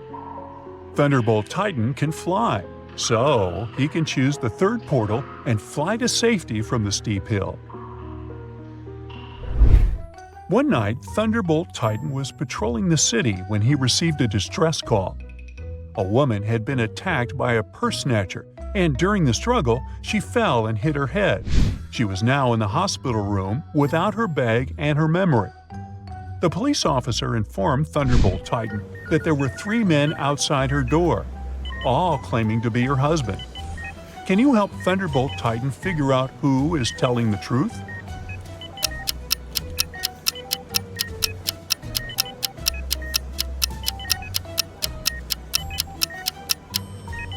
The purse snatcher might have taken her bag, but he didn't take her necklace. Look, she has an L letter pendant. And the first guy here has a neck tattoo that says Liz. He must be her husband. Thunderbolt Titan got an emergency alarm call from the Antarctica Animals Research Center. One of their beloved penguins had been stolen, and they needed his help to find the thief. After using his superhero senses, he narrowed the suspects to 3. Take a look at them. Can you figure out who stole the penguin?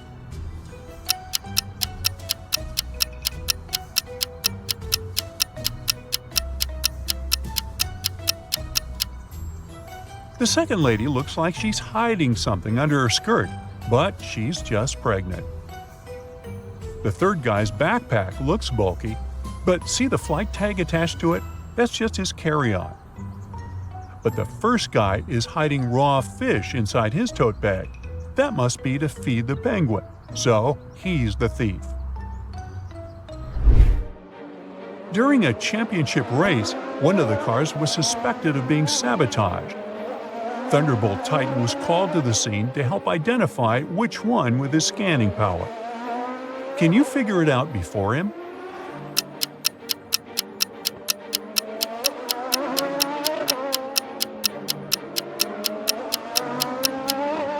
Take a look at the rear wheel of car 2.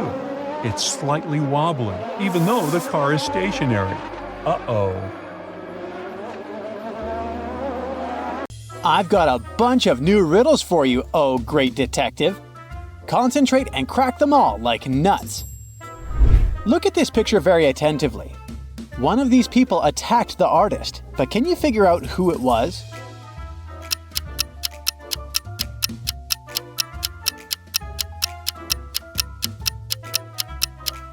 The artist started writing the letter K and then another letter, but he didn't have time to finish it. It seems to be an I, so the culprit could be Kitty. But at the same time, it also looks as if the artist simply didn't have time to finish the letter L, which is another letter that can be confused with I. So, if the injured man tried to write the lower part of the letter L but didn't have enough time to finish it, it could easily be Claude, who attacked him. What do you think? Was it Claude or Kitty? Write your answer in the comments. These people seem to be rather strange, but only one of them is a real vampire. Who is it?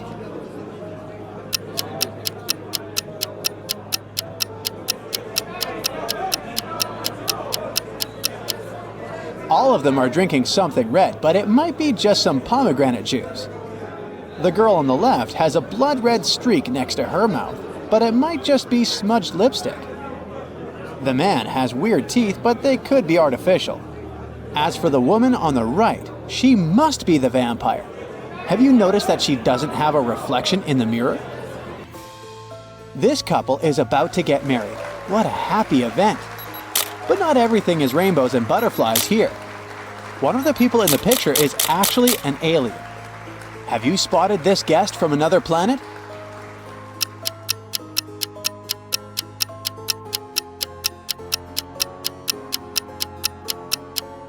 It's the bride herself. Look, she's got 3 arms. Continuing with the topic of extraterrestrial visitors, you need to find an alien among these athletes. Can you spot anything unusual about them?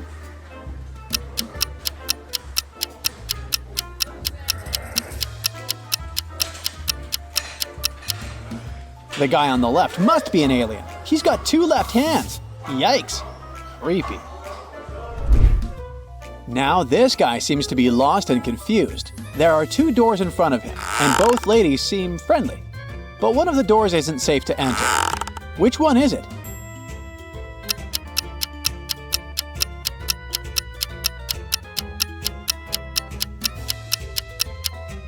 It's the door on the left.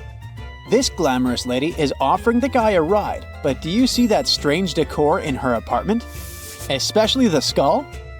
At the same time, the second woman looks quite disheveled. But despite her messy appearance, offering food might just be a kind gesture. In any case, a ride with a stranger holds more risk than a simple hamburger. Look at these bathrooms very attentively. Your task is to figure out which of them belongs to a zombie.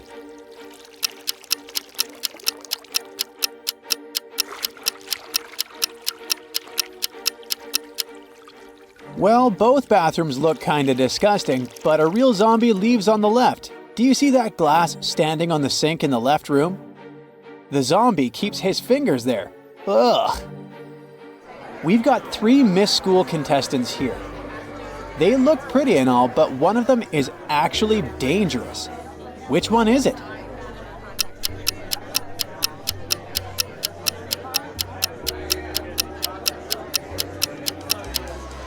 It's the girl in the pink dress. There's blood on her crown. Another day, another monster. Look at these people attentively and try to figure out which of them is a werewolf.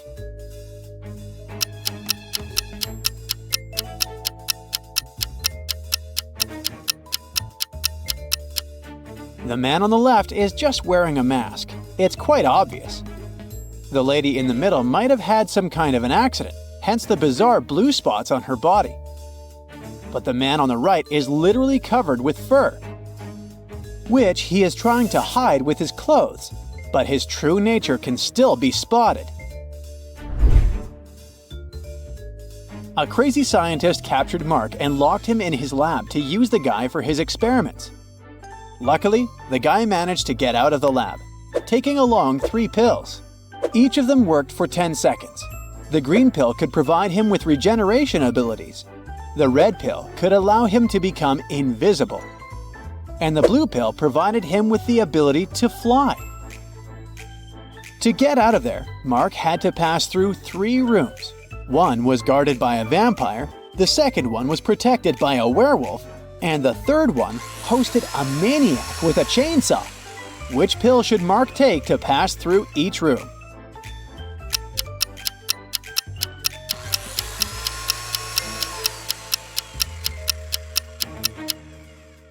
Mark needs to take the invisibility pill to get past the vampire, the pill enabling him to fly to get past the werewolf, and the regeneration pill to escape the chainsaw. Simon was stuck at a gas station 50 miles away from the city. His car was broken, and could be repaired only by the end of the day. Luckily, there were 3 drivers who were ready to offer him a ride to the city. Look at these people and try to understand which car is safe.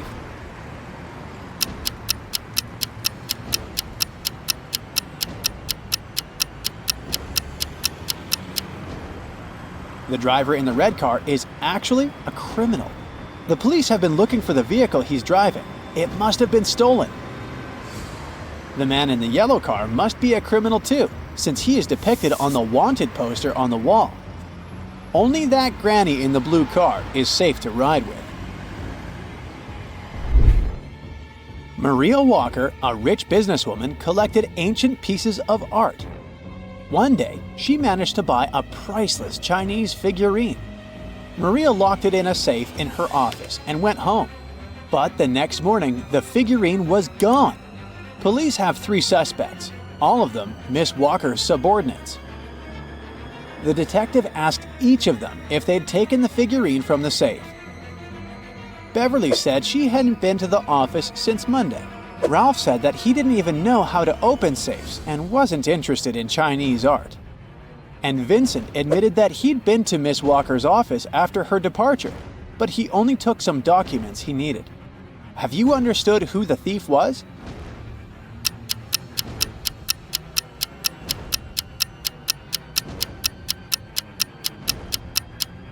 It was Ralph.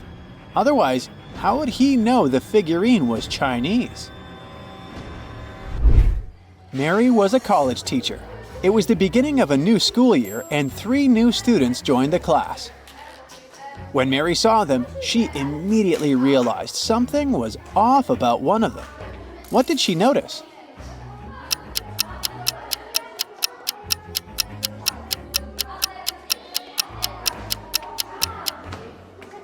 The guy in the middle doesn't have a shadow.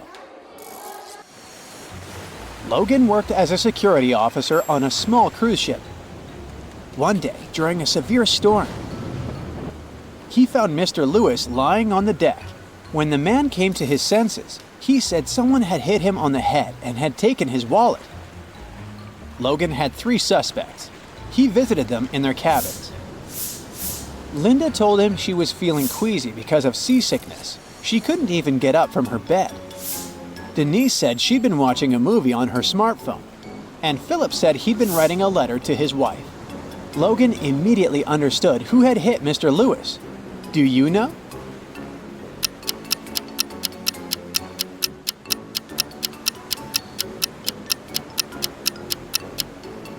It was Philip. Look at his letter. The handwriting is immaculate, but it's impossible to write so accurately during a storm. Look at these elderly ladies. Both of them have gone out for a walk. At first glance, they seem totally normal, but one of them is actually planning something bad. Can you figure out which granny it is?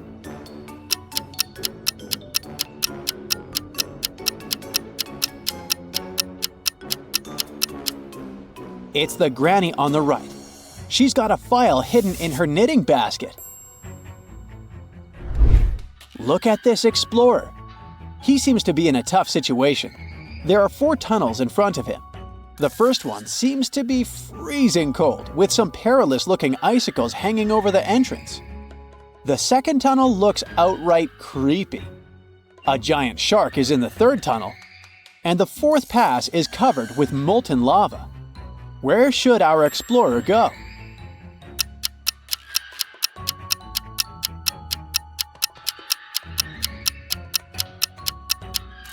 He should opt for the first tunnel. Have you noticed a rather well-trodden track there? So this way can't be too dangerous. Kenneth was hungry. He found a nice diner that served burgers and bought one. After a waiter brought him his order, Kenneth went to the bathroom to wash his hands. But when he came back, his burger was gone. The guy looked around the diner and understood who had taken his lunch. Can you figure it out?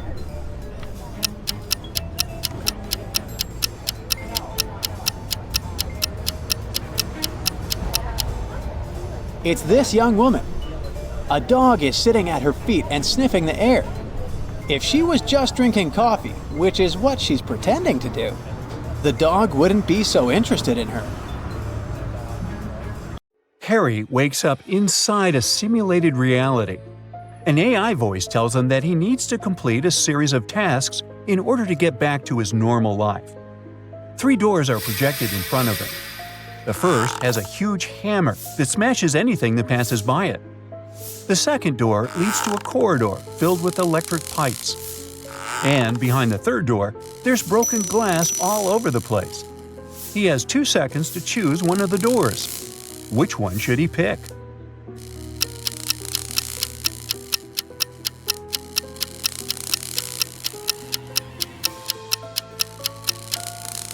He should choose the third door. Since he's wearing shoes, he'll be all right. He goes through that door and ends up in a cage. Inside, there are 3 rescue buttons. The red button will open the cage immediately, but it also simultaneously opens a cage with a hungry lion. The blue one will open the cage in 10 minutes, but it will also open hundreds of water pipes. The orange button will open the cage in 5 minutes, but it will also set the place on fire. Which of the buttons should he press?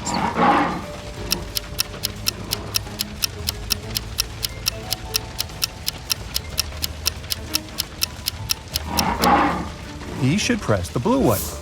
I mean, since it's a cage, it won't fill up with water. As soon as his cage opens, he is free to swim away. Then he finds himself at a crossroads. There are 3 different paths, and he needs to figure out which one to take. The first path is filled with smoking coal. The second path has frozen ice all over it. And the third path has pretty sharp nails. Which one should he choose?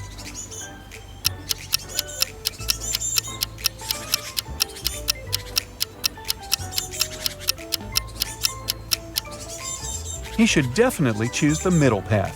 Even if the ice doesn't melt during daytime, it's pretty easy to go through it.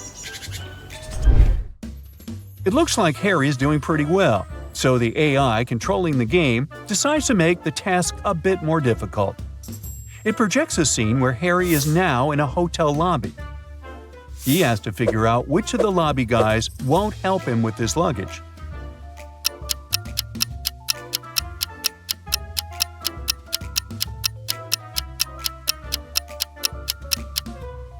It's definitely the guy in the middle. If you look closely, the guy is transparent, which means he's probably a ghost. He can't touch physical stuff, so he won't be able to help Harry. Suddenly, the weekend in this virtual reality, and Harry is taken to a cabin in the mountains. There are 4 friends waiting for his arrival. They have a fun time, but at the end of the weekend, the cabin catches fire. One of his friends did it. Take a look at the image. Can you figure out who did it?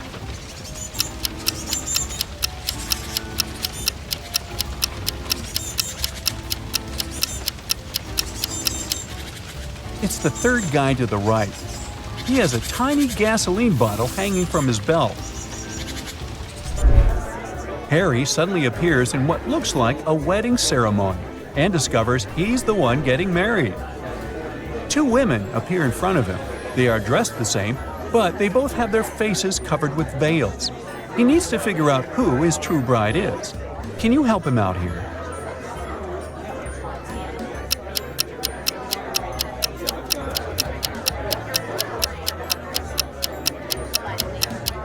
They look identical, but one of them already has a wedding ring. This can only mean that his true bride is the other lucky gal. For his next challenge, he's taken to a restaurant where a waitress shows him 4 glasses. Each glass is filled with the same liquid, water, and has an object inside of it. The waitress asks Harry which glass has more water than the rest. Take a look at the image. Can you figure out the correct answer?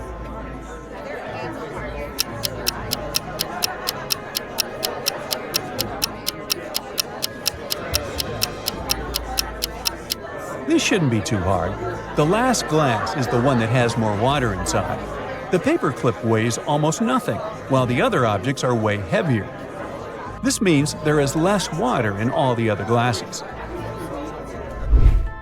Harry's doing great thanks to you. Now, look at this image. There are 3 people about to parachute out of an airplane. Help Harry figure out who is in graver danger here.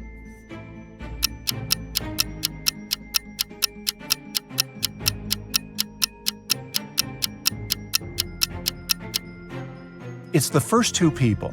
You see, there's a heavy bottle in the last guy's backpack. If it falls down, it can break the other's parachutes. Uh-oh. Harry's stomach starts to growl after so much hard work, so he asks for some food. The AI controlling the game decides to create 2 chefs to bake him 2 different cakes. But here's the catch: only one is safe to eat. Take a look at both of these delicious-looking cakes. Which one is safe?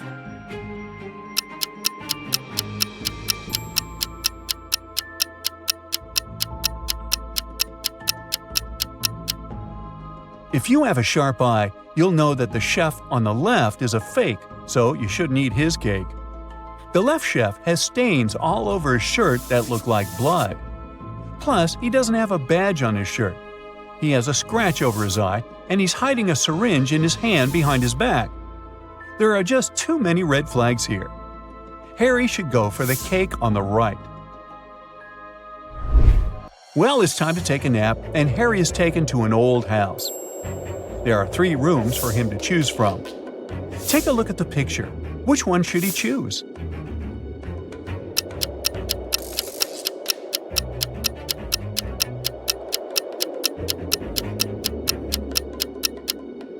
Well, so you see the hidden scenarios behind the curtains in the first room? That's a big no-no.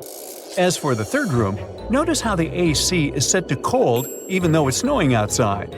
No to that, so he should definitely pick the second room. To sweeten things up a bit, Harry was enrolled into a baking competition. He was introduced to 3 judges, and they each told Harry what their favorite cake was. The first judge expressed his love for chocolate pies. Judge number 2 said he loved berry pies more than anything in the world. And Judge 3 said he was fond of pecan pies, also pronounced pecan. Harry immediately knew one of them was lying. Can you tell who?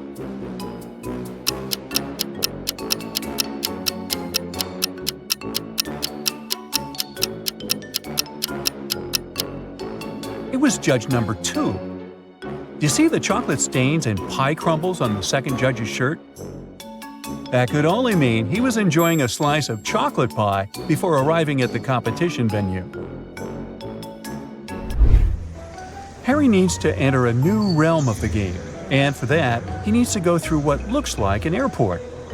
He didn't have any luggage with him, but he still needed to go through a security check. He went through the scanner, but he beeped every time he passed through it. Take a look at the image. Can you figure out what was making him beep so much?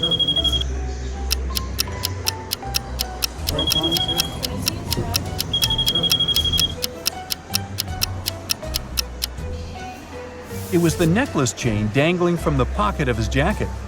Good eye if you spotted that. Passing through the different realms, Harry spotted a nice bakery, then decided to stop for some more nourishment. There were 3 options to choose from: a cupcake, a chocolate croissant, and a gingerbread cookie. Can you guess which one he picked?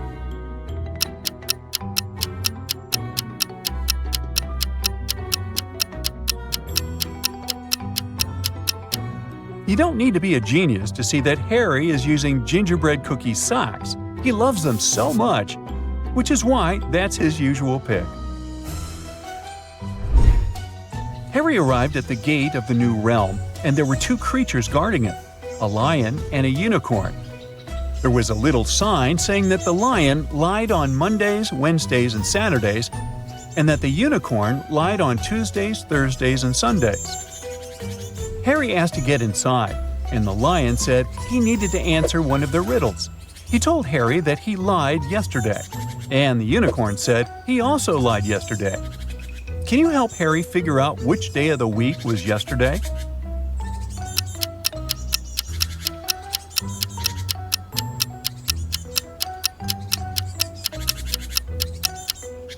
Well, let's see how this works.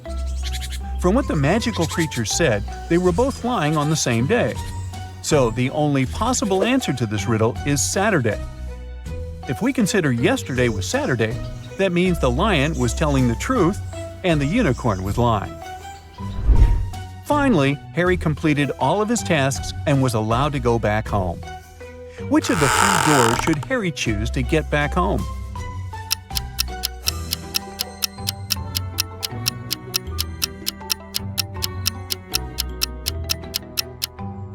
Well, let's see.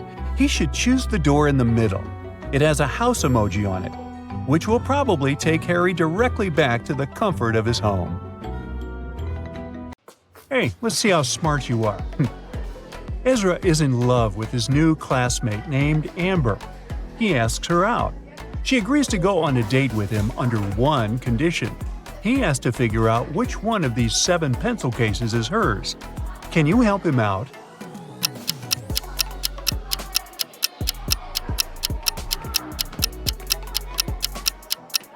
Take a look at Amber's outfit.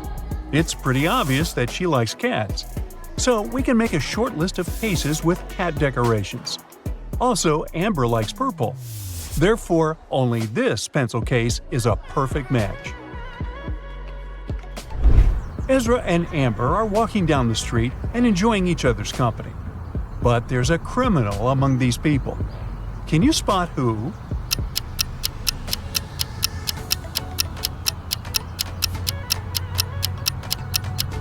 It's this black hoodie guy inside the police car. Ezra wants to take Amber to his favorite spot in the park.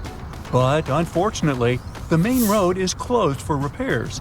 They have to walk through this maze. Can you help them find the correct route?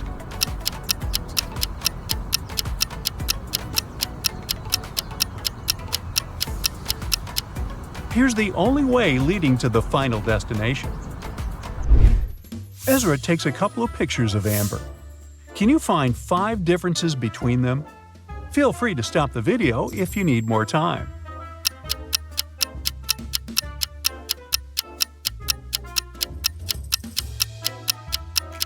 Are you ready to see the answers? Here they are. Later that day, Ezra returns home. He wants to watch videos on his tablet. But unfortunately, his little brother pulled a prank and changed his password. Can you help Ezra figure out the new 4-digit code?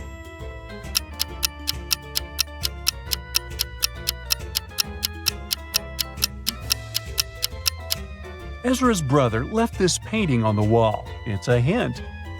All Ezra has to do is count the number of angles on each shape. So the answer is 3406. Ezra is watching his favorite travel blogger, Diego.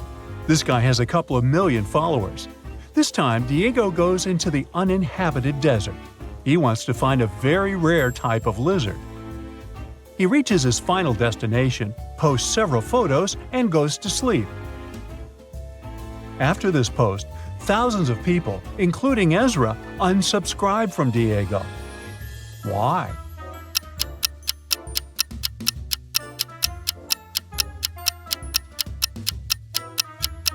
Take a look at the third photo.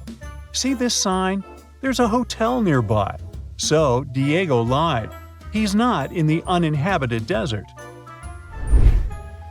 Amber wakes up in the middle of the night because she hears someone crying and moaning.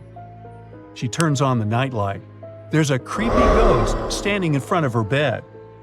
But soon Amber realizes that the ghost isn't real. How did she know?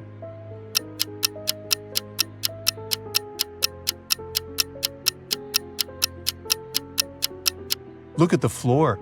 This ghost has a shadow, so it can't be real. The next morning, Amber enters the class and sees a bunch of beautiful flowers at her desk. She finds a love note on the bouquet. The flowers are from a secret admirer. Amber wants to know who sent them, so she questions 3 suspects. Ezra says that he's allergic to lilies. Harry says he's in love with another lady.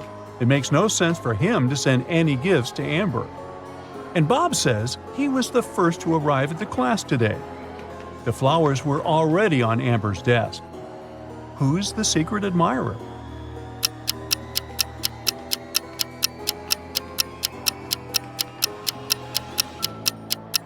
Take a look at Harry's desk. There's a notebook with the exact same purple paper as the love note. Gotcha. After classes, Ezra and Amber go to the local coffee shop. They take a seat and look around. They see a guy and a lady competing in arm wrestling. Who has more chances to win?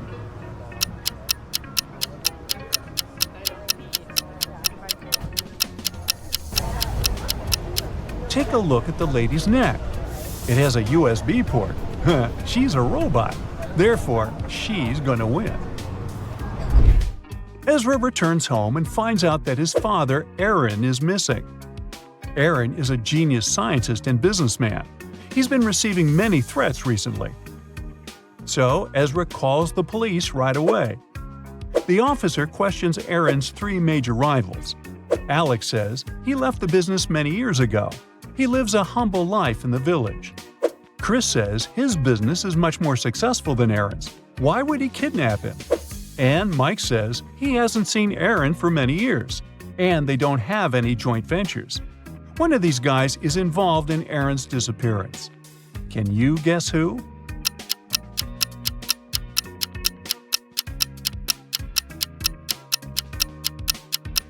Take a look at the fridge. Aaron left a hint. If we use the letters encoded in this message, we'll get the name Mike. Meanwhile, Aaron wakes up in a creepy dungeon. His kidnappers ask him to create a potion that can shrink people tenfold. Aaron doesn't want to help them. Luckily, he has 2 pills in his pocket. The first one makes you invisible, and the second one makes you 10 times bigger. Aaron doesn't know which pill is which. Can you come up with an escape plan?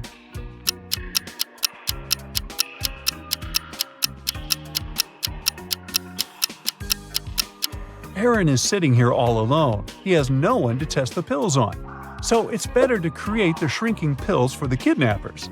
Then eat one of his own pills.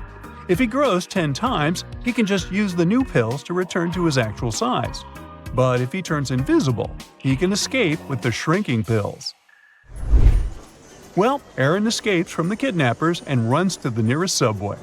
Can you spot a criminal in this location?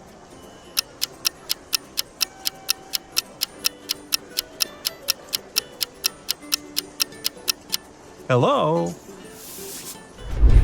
Aaron gets on a busy train and goes to the police station. One of these passengers is a wizard. Can you spot who?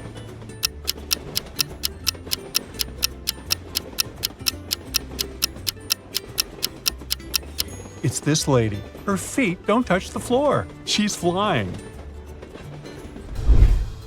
Aaron is walking towards the police station, but suddenly he falls into a pit. He ends up getting trapped in a dungeon. Soon, Aaron finds 3 doors. Behind the first door, there's a mirror labyrinth. It drives every man who dares to spend more than 5 minutes there crazy. There's a hungry wolf behind the second door. He loves feasting on humans. And behind the third door, there's a huge tank with sharks. If Aaron steps in, he'll fall into the tank. What should he do to survive?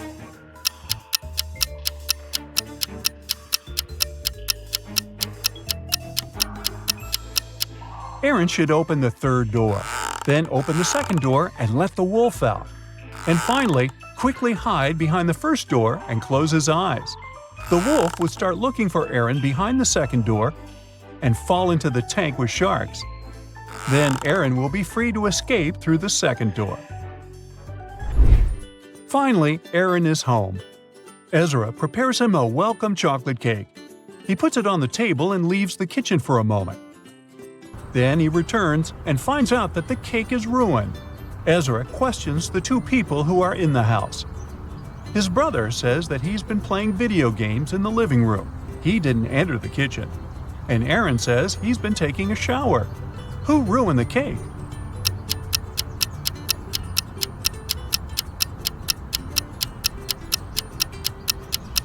Neither brother nor father. The window in the kitchen is open, and there's a bird covered in chocolate on the tree. It was the bird. Aaron builds a robot that can do all the housework and calls it Meg. One day, Aaron comes home from work and finds out that his robot is missing. He's looking for it everywhere, and finally finds a dungeon. He goes there hoping to find his robot. But instead, he finds 5 robots looking exactly the same as his. He only has one try to pick the right robot. Can you help Aaron?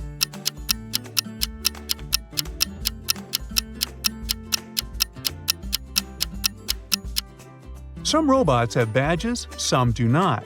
But only this one has the name Meg. The next day, Aaron enters his office and finds one of his best employees, Stan, lying on the floor in one of the rooms. Someone had hit him on the head. The police question the workers and find 3 suspects. Maya, the office assistant, says she had a couple of days off and spent them sunbathing on the beach.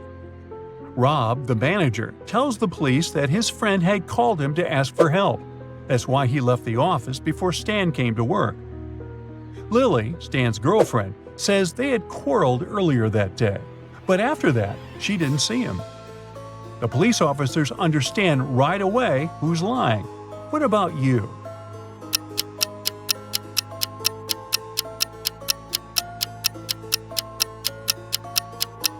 Maya said she spent several days on the beach, but her skin is super pale. Uh-oh, busted. Okay, sharpen your brain, and here we go. Look at these 2 girls who got in trouble in the savannah. Who is in bigger danger?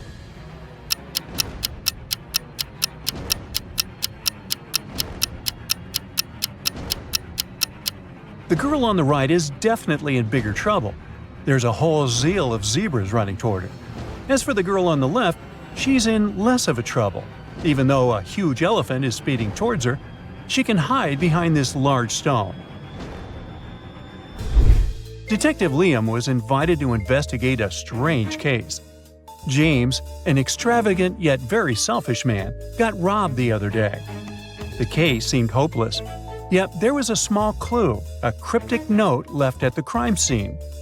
S+1, D+1, C+1. The next day, 3 suspects were delivered to the police station. Their names were Ted, Sam, and Don. Once the detectives saw their names, it became obvious who the robber was. Can you guess who it was?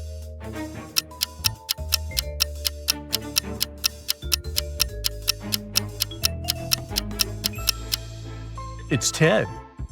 All you need to do to decipher this code is to use the alphabet. At an elite party, waiters were serving drinks and snacks to all the guests. 2 aspiring actresses, Jill and Jane, had cocktails too. The next day, Jane showed up in an audition while Jill was in a hospital with doctors fighting for her life. Why?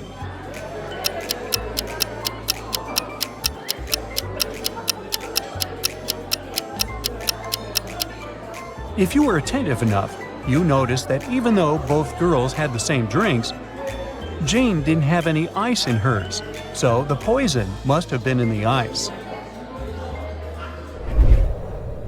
One day, Andrew and Alex decided to jump with a parachute for fun.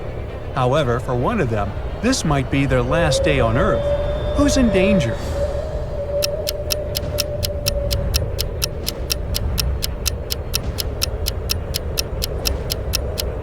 It's Alex. Look, he's got no parachute. It's just a backpack. However, if the guys notice it, Alex can still be saved. He needs to hold on to Andrew tightly to land safely. A group of friends, Louis, Jessica, and Albert, went hiking. Dusk was falling rapidly, and they decided to start a fire and have their late-night dinner. But once the flames lit the dark, it became obvious that one of them was a monster. Did you spot the intruder?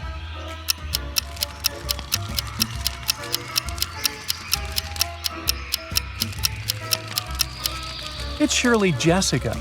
No human being can have those cat eyes. Three friends, Max, Mark, and Mick, went to a fancy new restaurant to try out some cool dishes a mysterious chef had cooked. Everyone loved the food, but oops, the next day, Max and Mark passed away in a hospital. The doctor said the two guys had severe food poisoning, and there was nothing they could do to save them. Now, look at the footage from the restaurant. Why did Mick survive?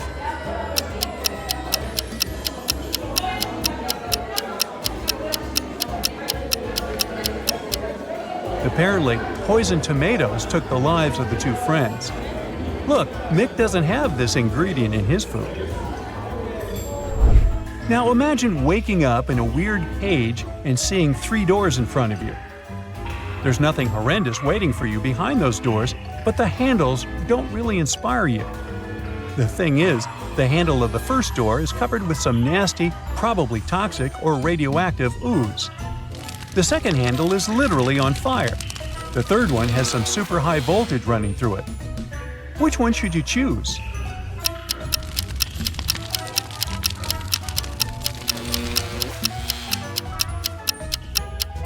Hey, look, there are rubber gloves in the corner and you're wearing rubber boots. This might not help against ooze and fire, but it can definitely save you from high voltage. Pick the third door. Let's put your math skills to the test. Don't worry, it's easy peasy. When all birds landed one on each tree, one bird was left without a tree to sit on. But when 2 birds landed on one tree, there was one tree left vacant. How many trees were there?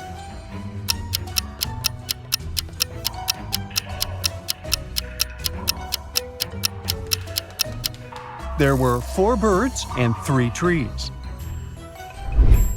Now, my dear detective, we're going to test not your sharp eyes, but your logic. So, the poor have it, the rich need it, and if you eat it, you're going to surely pass away. What's that?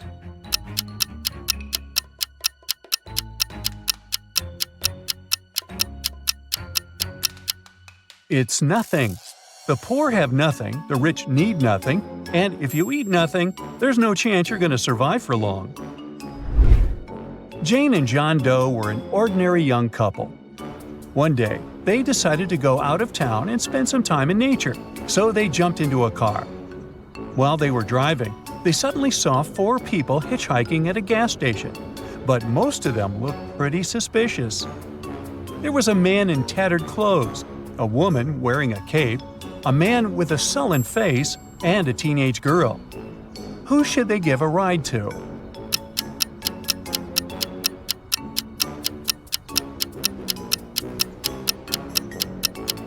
Look, the woman in the cape doesn't cast a shadow. She must be a vampire. The man with the sullen face has a vampire bite on his neck, so he's now a vampire too. The teenage girl has suspicious claws, so she must be a werewolf.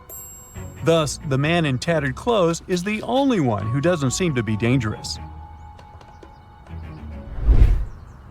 3 friends fell asleep under a tree in the countryside. While they were resting, a guy passing by painted mustaches on their faces. Once the men woke up, they started to laugh, but then, all of a sudden, they stopped. Why?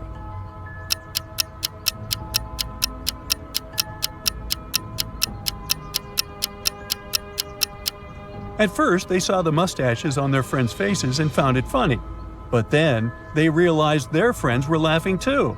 It meant that they had mustaches on their faces as well. On a rainy evening, Mary came home and found that someone had eaten her chocolate bar. Well, she asked her siblings who had done that. Jane said she had been working out in her room and she didn't even eat sweets. Ingrid said that she would never eat somebody else's chocolate. Jessica said that she had been outside watering plants in the garden. She had just come home herself. Who lied?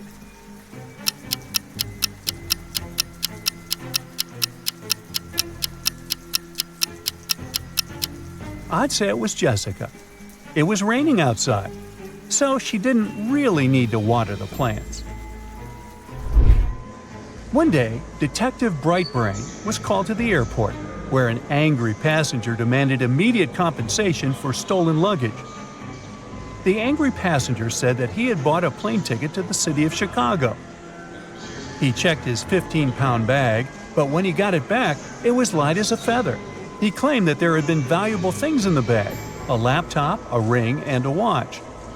He opened it right at the counter, and it was empty. While the man was waving his arms and shouting at the counter, a bag fell out of his pocket. The detective picked it up and immediately realized that the passenger was a liar. How did he guess?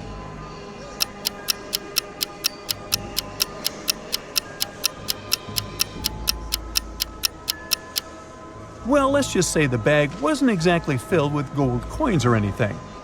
It was a bag of dry ice. The scandalous passenger had no valuables. He had just put several blocks of dry ice in the suitcase and deliberately left the zipper slightly open. During the long flight, the contents simply evaporated, leaving no traces. The swindler only needed to pretend to be indignant and demand compensation. You find yourself trapped in a medieval castle, far away from civilization. You can't jump out the window because it's too high above the ground. The only tree growing near the window doesn't look sturdy enough for you to use it to climb down. However, there are 3 doors, and one of them can lead you to freedom. But behind the first door, a fierce fire is raging. The second door holds back hundreds of venomous snakes. And behind the third door, there's a pitch-dark maze, and you can only imagine what surprises are waiting for you there. Which door should you choose?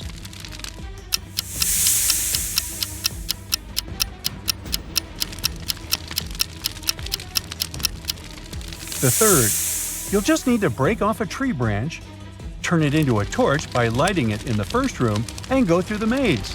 It won't be dark anymore. 2 houses are on fire. One of them belongs to Jack, who is poor. Another one is a luxurious mansion that belongs to James.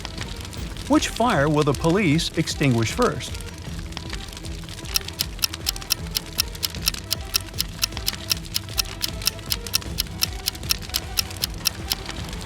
Well, the police don't extinguish the fire. The firefighters do. Somebody call them, please. Inspector Lewis found the footage of a fancy dinner where a famous actress was almost poisoned. He analyzed the video and came to a quick conclusion of who was the culprit. Take a look at the image. Can you figure out who tried to poison the celebrity?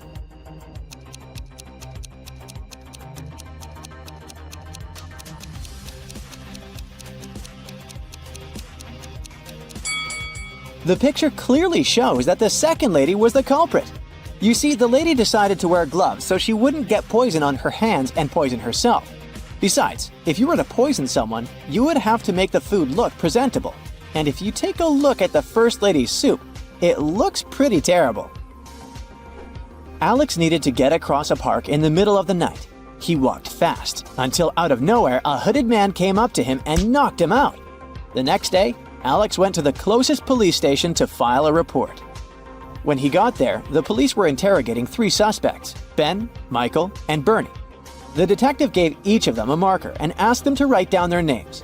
As soon as they finished, he arrested the right person. How did the officer know who to arrest?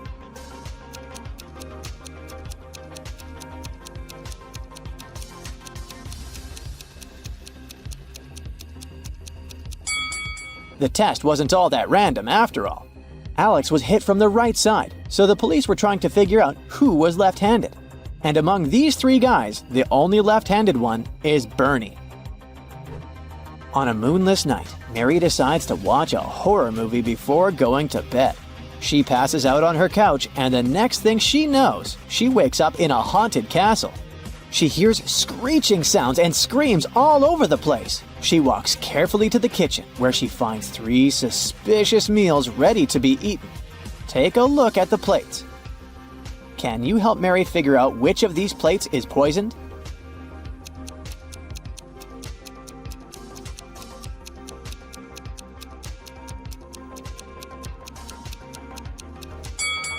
So, the French fries look relatively okay. The cake has a spider climbing on top of it. But hey, it's protein, right? But the meat, oh, the meat has a strange liquid coming out of it.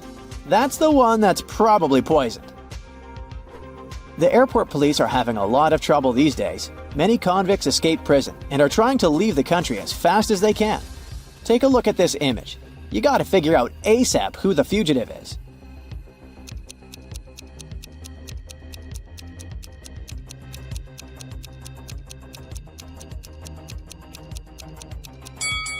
It's the lady on the right. Although the woman in the wanted poster is blonde, she must have dyed her hair brown to try to get through security. But her lips and freckles are exactly the same as in the picture. Something weird happened to Johnny's wedding day. He was busy tackling some last-minute problems when he slipped on a banana peel. How comical. He hit his head pretty strongly, but when he woke up, he didn't know where he was. He lost his long and short-term memory, and there were 4 different brides in front of him, but he didn't know who his real bride was. Take a look at the image, and first of all, try to rule out which of these brides is actually life-threatening to Johnny.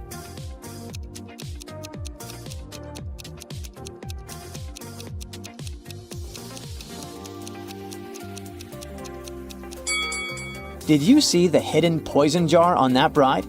The bride on the left is probably pretty dangerous. He should rule her out first. Jane and Brendan really didn't like each other. They were sharing a flat because they were short on money. What Brendan didn't know is that Jane had some evil plans. She planned on poisoning one of his meals, since she was the one that always prepared the food. One day, she cooked the same piece of meat for both of them. She cut it in half, ate her share, and gave him the other part. After he ate it, he started to feel really bad and was taken to the hospital. The question is, how did Jane manage to survive while Brendan got sick?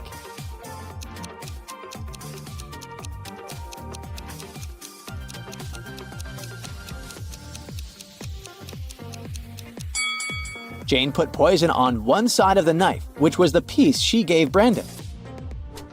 Take a look at this image. Who do you think is being more careless here?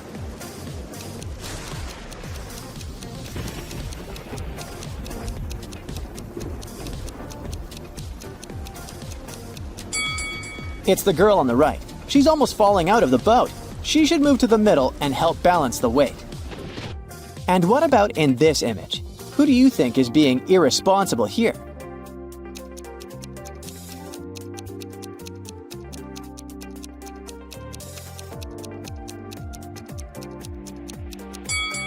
Let's see. It's the person on the right. The snake is too close to her face. It could hurt her, while the crocodile is simply interested in the meal the man is feeding him. An old lady was shopping at the mall when she saw something strange. She looked at a woman all dressed in orange at the cashier and shouted that she was seeing a prisoner that must have just escaped from prison. The woman in orange felt really confused, called the police, and got the old lady kicked out of the mall. What exactly happened here?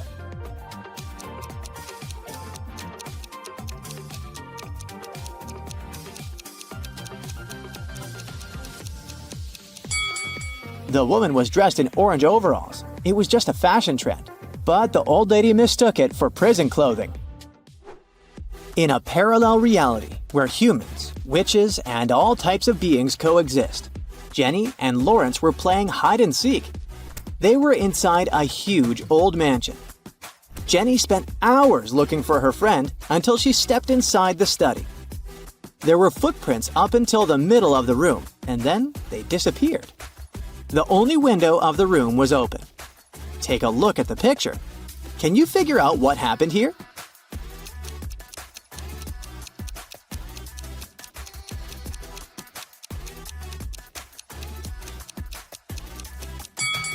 Lawrence was a shapeshifter. This explains why the footprints didn't reach the window. Plus, look at the bird food on the floor. He probably shapeshifted into a bird and escaped. Katie got lost in the desert. She walked for hours when suddenly she came across a huge oasis. But to reach the main waterfall where she could drink some water, she had to cross a bridge. There were 3 bridges leading to the same place. The first bridge was far from the ground, and its rope looked like it could rip at any second. The second bridge had some hungry-looking alligators crawling on it. The last bridge stood above a lake full of poisonous water plants. Which bridge should she choose?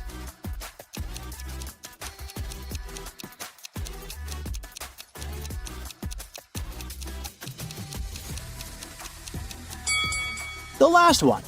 The bridge stands above a poisonous lake, but she won't touch the water when crossing it. A group of friends rented a fancy villa for vacation, right on the seaside. When they arrived, the hostess offered them cake and drinks. They chatted and ate the delicious cake, when suddenly, two of them started to feel really bad.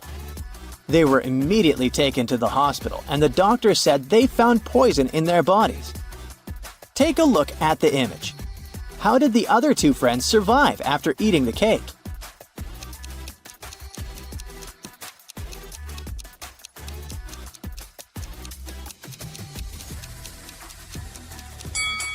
That's easy. The poison wasn't in the cake. The poison was on the drinks the hostess served them. If you look closely, the friends that felt sick drank what the hostess offered them, and the others didn't. Oh my! Mark, Bray, and Livia are doing terribly financially. So they walked into a local supermarket looking for the cheapest thing to buy. One of them was planning on stealing something. But hey, can you figure out who just stole something?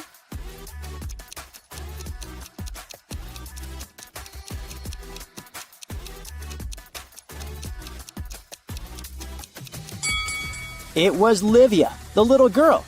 She's hiding something in her shirt pocket. Can you see? All right, without tilting your head or turning the screen upside down, try to figure out what's wrong with this picture.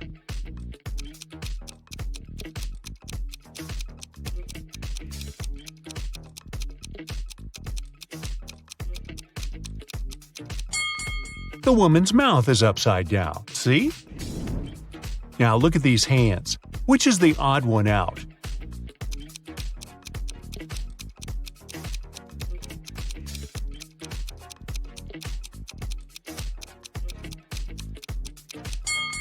The answer is hand number 2. It's the odd one out because it's a left hand. All the other hands are right hands. Look at these prisoners carefully. Which of them will escape from jail?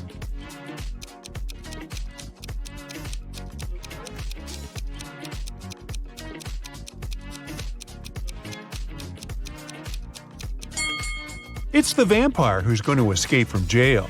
Do you see that the window of his cell is open? Well, most vampires have the ability to transform into bats. He can do it too and fly away through the window. Now how about these women? We can see that the lady on the left is visibly upset. She also has red stains on her dress. The girl in the middle, she seems to be a bride, is calm, but she has a slit in her dress. The woman on the right is angry and has something red on her hands. Can you figure out which of these ladies is dangerous?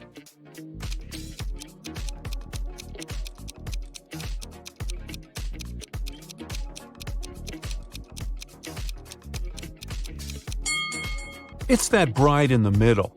You can spot a knife hidden under her dress. Can you move only 2 matchsticks to take the bee out of the glass? But you need to keep the glass shape.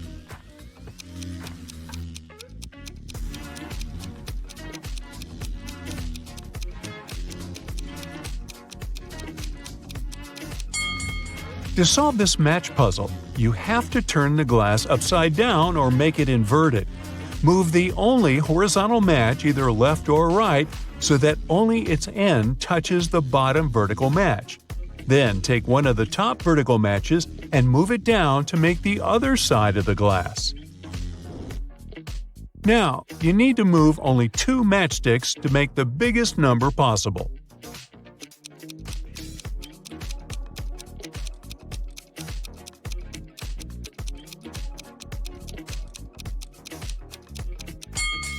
The highest number you can make by moving only 2 matches is 781.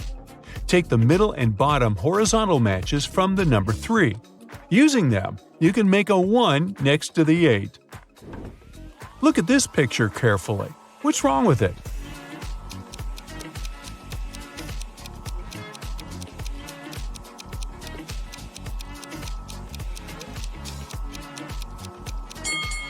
The cord for the electric hairdryer is missing.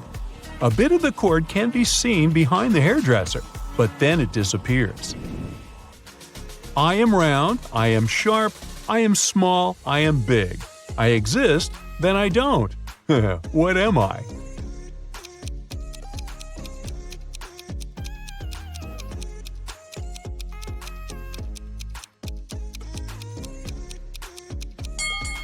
It's the moon. It's round when it's full, it's sharp when it's a crescent, its size can vary depending on its phase, and it's gone when it's a new moon. You are driving a car. On your right, there's a steep cliff. Right in front of you, there's a horse. And right behind you, there's an elephant. Both of these animals travel at your own speed. On your left, there's a fire truck blocking you. How can you stop your car?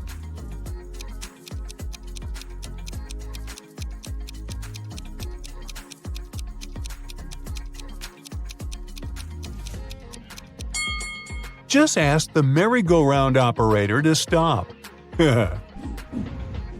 Mr. Brown's wife had gone missing. A detective came to investigate this case. Mr. Brown told him that the last time he had seen his wife had been in the morning. She was having breakfast then.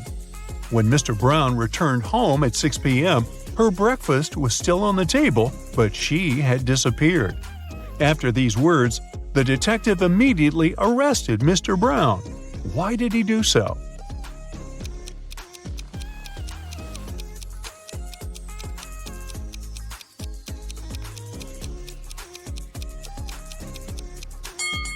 When the detective arrived at the Browns' house, the breakfast was still steaming.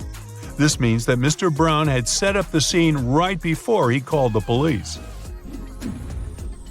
A man was trapped in a dark room. His only source of light was a candle. There were 3 doors leading out of the room.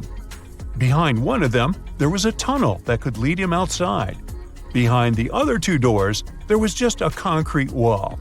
The man had a key that could open any of the doors, but he could only use it once. Still, the man managed to escape. How did he do this?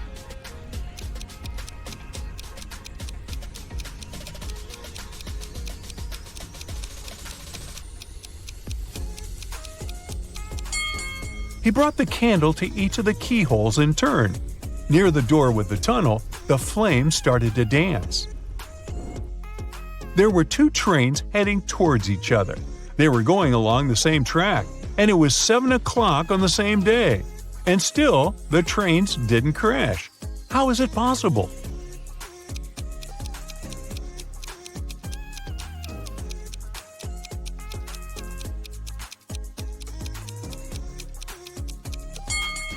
One of the trains was moving at 7 a.m. and the other at 7 p.m. Carl and his wife Olivia had dinner. They ate the same dishes: French fries, some fish, and vegetable salad.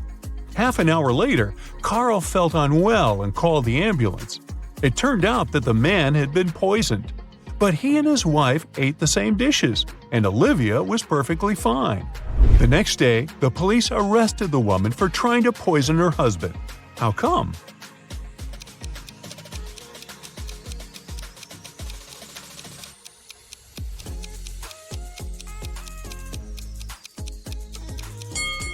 Olivia made all the dishes not salty enough and put poison in the salt shaker. Ooh. Something went wrong in a super-secret laboratory. Scientists ended up locked in one room with the vicious monsters.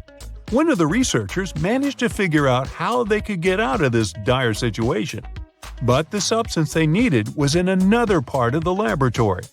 The scientists could get there through one of 3 corridors. The first was guarded by fire-breathing crocodiles. The second corridor was filled with meat-eating sunflowers with extra sharp teeth. Whoa! And the third passage was swarming with venomous bees. Which one should the scientists choose?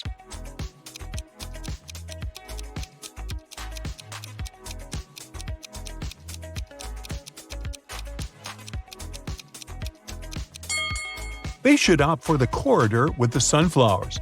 Those are plants, and however scary they are, they can't move. 3 expensive watches have been stolen from Mr. Brown's store this year. The police can't help the poor man. He decides to hire a private detective. When Laura arrives, she immediately asks for the CCTV footage from January to December. After watching it, she tells the store owner who the thief is. What has she noticed in the video?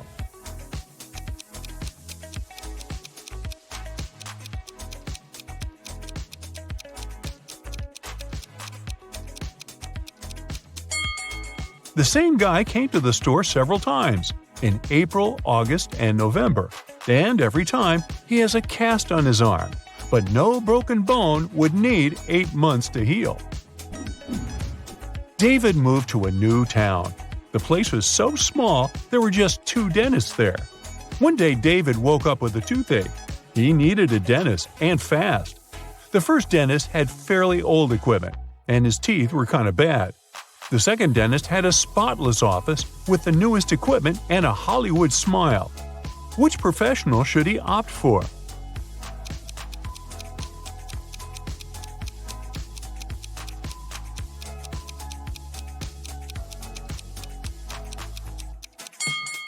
David should go to the one with bad teeth. You see, dentists can't treat their own teeth.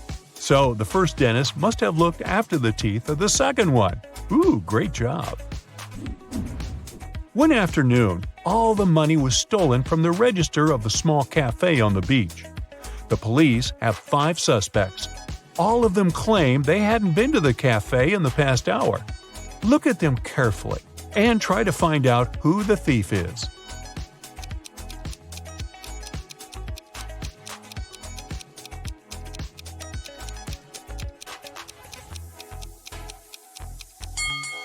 It's the guy with a cocktail in his hand. He definitely bought it in the cafe. But then, why did he lie about not visiting the place? Kai gets a new job as a lab assistant. He arrives at work early in the morning. Bad news! All capsules with their robots have opened, and now the robots are crushing the lab. Kai runs to the control panel, but unfortunately, the previous employee left a hot mess. All the wires are tangled. Which button should Kai press?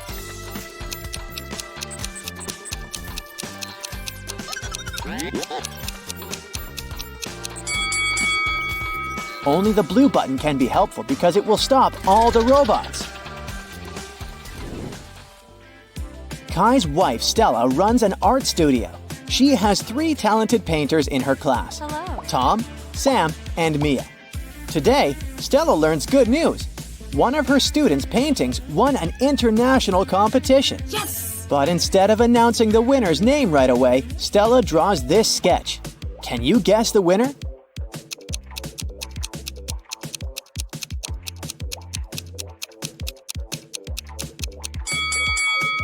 Stella encoded a hint in her sketch. If we take the first letters of these 3 words, we'll get the name Sam.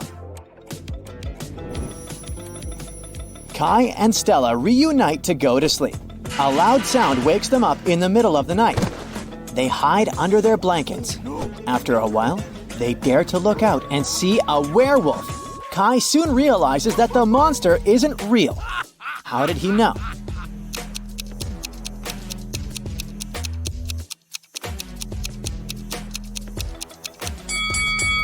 Look out the window. It's not a full moon today. Oh.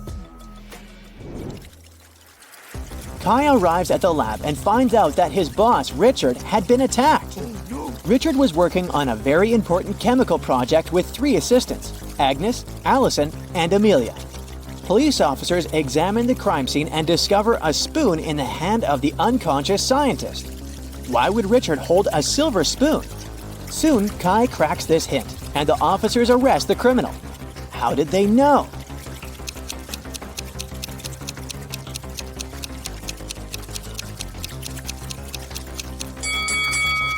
Richard was a chemistry scientist, so he gave a hint. Ag is the chemical symbol for silver.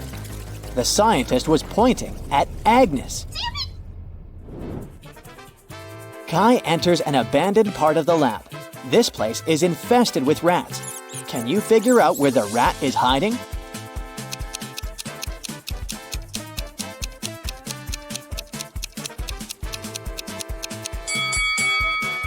Over here.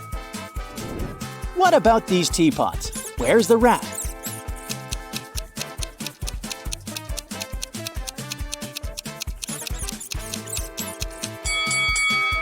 Hello. Kai returns to his office and notices that someone robbed him. Oh, no. What 3 things did the thief steal?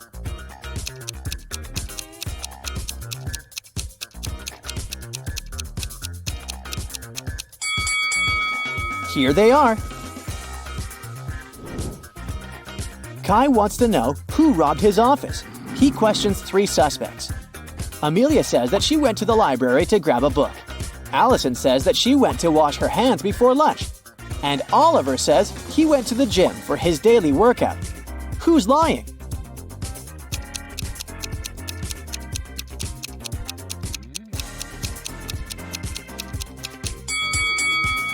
Allison couldn't wash her hands. Take a look at the announcement. There's no water in the lab today. After work, Kai takes a walk in the park. This elderly lady lost her husband. Oh my lord! Can you find him among these guys?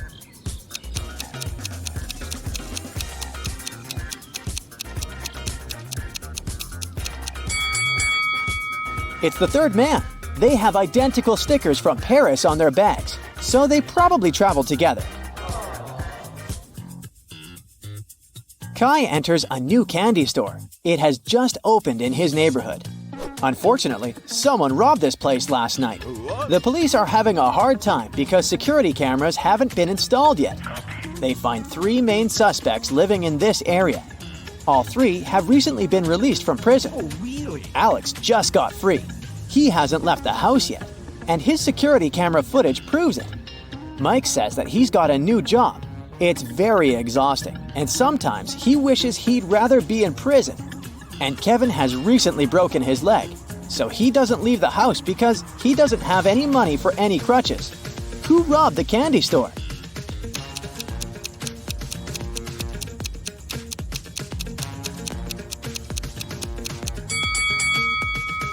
Alex! He's all covered in soot. Take a look at his fireplace. He climbed out through it.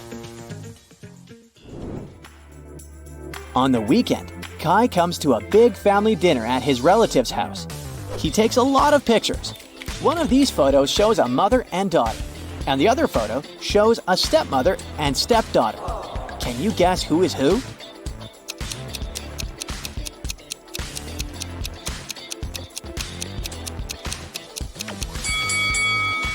The first woman has the same mole under her eye as the daughter. They must be blood relatives. So the second lady is the stepmother. Kai and Stella are chilling on the beach. Kai goes swimming alone. After a while, he returns and finds Stella unconscious on a sun lounger. Kai calls the police and doctors. They figure out that Stella was poisoned. The officer investigates the crime scene and Stella's stuff. Can you help him find anything suspicious?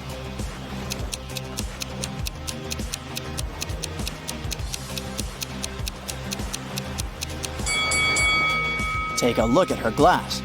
There are pills in her cocktail. The detective immediately takes fingerprints from Stella's glass. Can you help find the main suspect?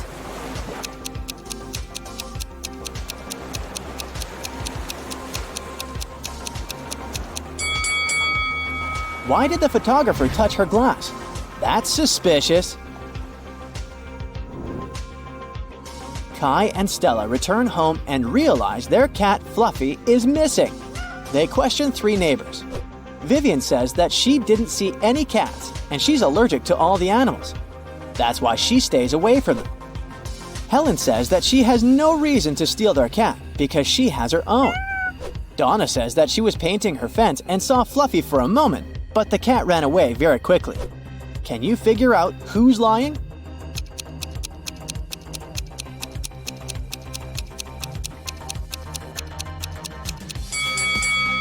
Donna mentioned that she painted her fence, but does it look freshly painted? Busted! Kai is meeting his brother Frank. One of these ladies is Frank's girlfriend. Can you guess who?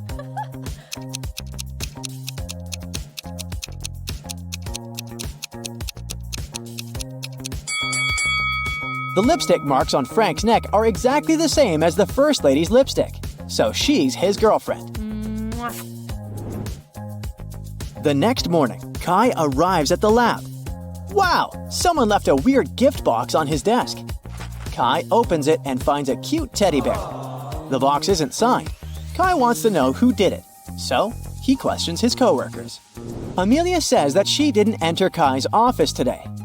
Oliver says that he's afraid of soft toys. And the janitor says that he entered Kai's room in the morning to vacuum clean it. He didn't see any gift boxes. Who's lying?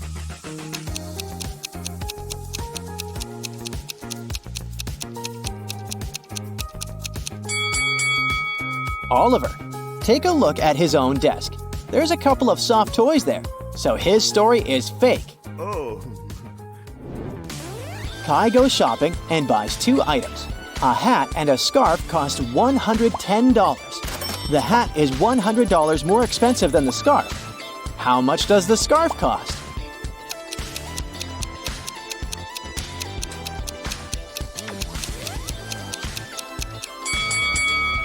$5. It means that the hat costs $105, which is exactly $100 more than the scarf. Meanwhile, Stella arrives at her art gallery. Oh no! Someone sprayed the best paintings with yellow paint! Stella closed the gallery at 9 p.m. last night, and everything was fine. The police find 3 suspects and visit their houses. The guard who was on duty last night didn't notice anything suspicious. He locked the gallery at 10 and went home. The janitor completed cleaning at 9:30. The paintings were fine. The barista, who works on the opposite side of the street, claims that he closed the coffee shop at 8:30 p.m. last night. Who ruined the paintings?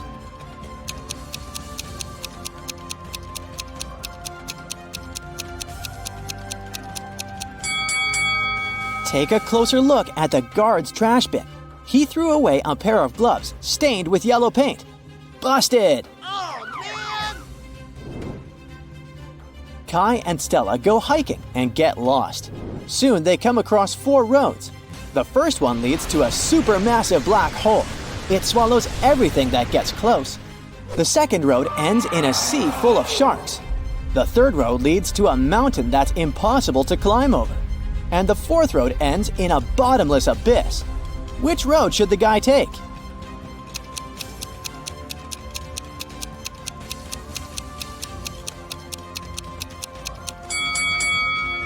They should choose the third road. No one says they should climb the mountain. They can simply go around it. Duh. Yes. Stella and Kai keep on hiking. Stella asks him a riddle. Can you start a fire using 2 pieces of wood?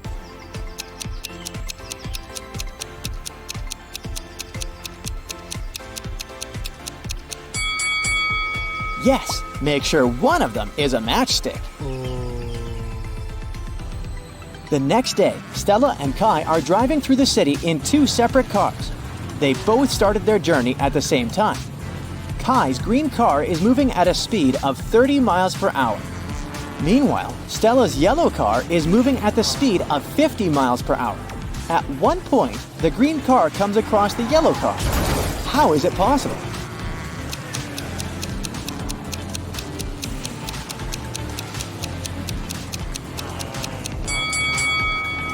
The cars are traveling in the opposite direction. Take a look at these 3 teachers in the school canteen. One of them is a vampire. Can you guess who it is?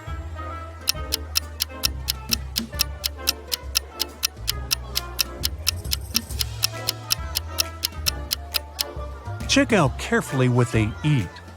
The third lady has some garlic, so she can't be a vampire. The second lady has taken a bite of food from her tray, so it's most likely hers. But the first guy's food is still untouched, so he must be just bringing it to someone else. Vampires don't really need food. They feed on blood, so that salad is of no interest to him. The Smiths family, Ginger, Ross, and their kids, Polly and Bob, had a celebration and exchanged gifts. But somehow, all the cards got lost. And since all the gifts were packed in boxes of the same size, The only thing that differs is color. Can you figure out to whom each gift belongs?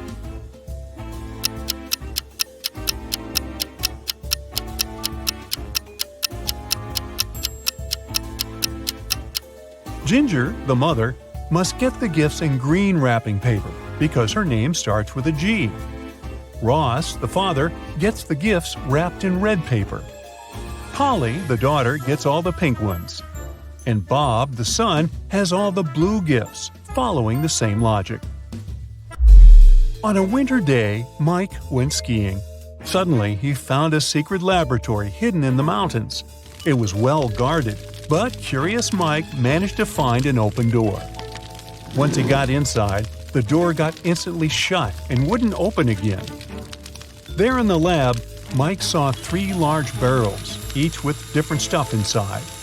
The first barrel was literally on fire. The second one was full of acid, and there was a working electric saw in the third one. All of a sudden, Mike heard a voice. Each of the barrels contains a key that can set you free, but you aren't allowed to move the barrels. Good luck! What did Mike do to escape?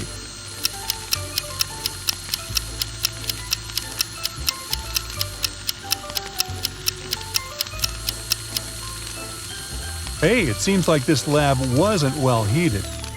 There were a bunch of icicles on the ceiling, so he grabbed them and threw them into the burning barrel. They melted and extinguished the fire, allowing him to grab the key. Lame Horse is the most popular club in town, and lots of people hope to get inside. However, security guards are pretty strict, and all visitors must comply with a set of requirements issued by the club management. Visitors must be over 25. They must wear a total black look, and their name cannot start with an A. Now, look at these 3 people waiting at the entrance, who cannot be let in.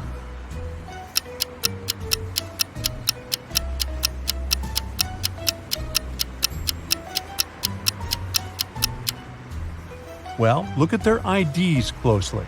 We have Ivory, who's 27. She's also dressed according to the rules. Now, here's James. He's 24, and he's wearing a red t-shirt. Out. The last person is Dylan. He's got a total black look, and it seems like he's 30. But his ID is surely fake. How can someone be born on February 31st? So, only Ivory can enter the club. Josh wanted to surprise his girlfriend and buy her a present of her dreams. But he wanted to make it a surprise, so he couldn't ask her what exactly she wanted. He decided to check out her favorites on a website she always used for online shopping. But her laptop asked for a password. Still, Josh managed to unlock it. How did he do it?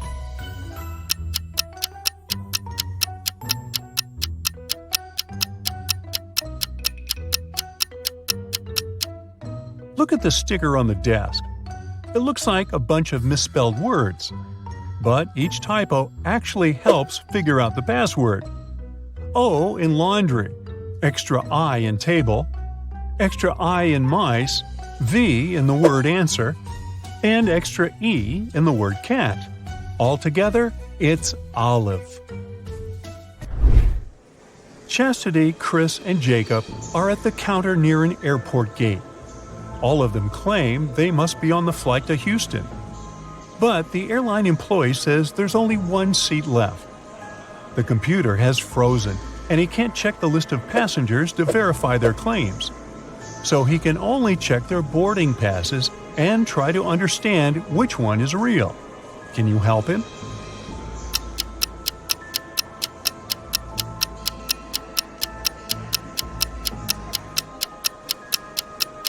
The only real boarding pass belongs to Chastity. Look, the one that Chris has mentions his date of birth, which is never printed on boarding passes. The one that Jacob has doesn't have the flight number, which is almost impossible. Well, welcome aboard, Chastity. Liam was traveling on a train where he met Brian. Now, Brian invited him to have coffee in the dining car, and Liam agreed. For some reason, Liam left the train in terror at the next station without taking his belongings, even though it wasn't his destination. Why?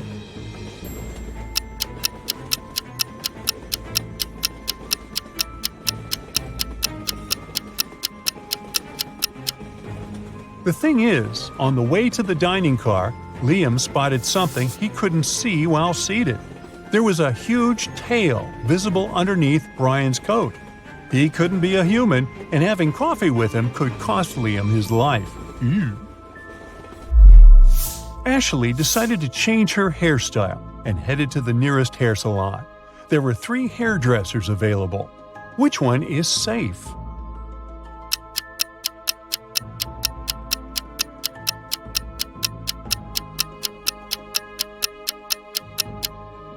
Look, the first hairdresser has just finished working with the previous client, and the client is literally crying. The hairstyle is horrendous. The second hairdresser has knives instead of special scissors. She doesn't seem to be safe either. However, the third hairdresser seems completely fine. So Ashley should pick her. Mary is a beginner gardener. She decided to grow some flowers in her garden, and there are already several sprouts. Yesterday, she watered them as usual, but today she sees that all of her sprouts have perished. Why?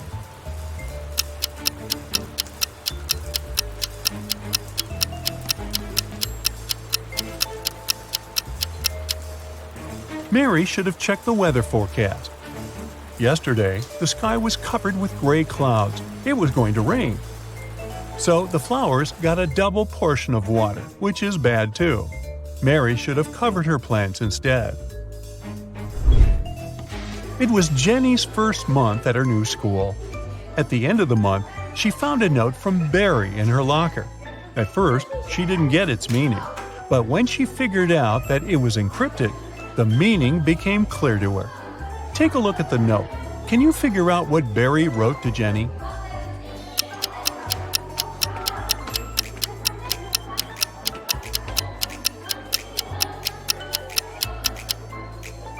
To decipher the note, you need to understand that the numbers correspond to the placement of the letters in the note.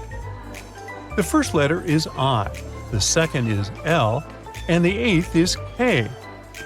Now keep doing this until you decipher the whole thing. The note says, I like you. It looks like Jenny has an admirer. Martha is standing on one side of a river and her cat is on the other. Martha is calling her cat, but you know, those guys aren't into water and swimming in general. However, the cat immediately starts crossing the river without getting wet. There are no boats or bridges. How is it possible?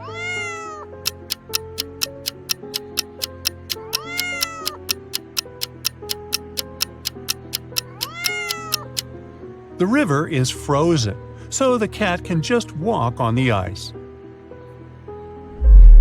In 1890, Bart was 15 years old. Strangely, in 1895, he was 10 years old. How is that possible?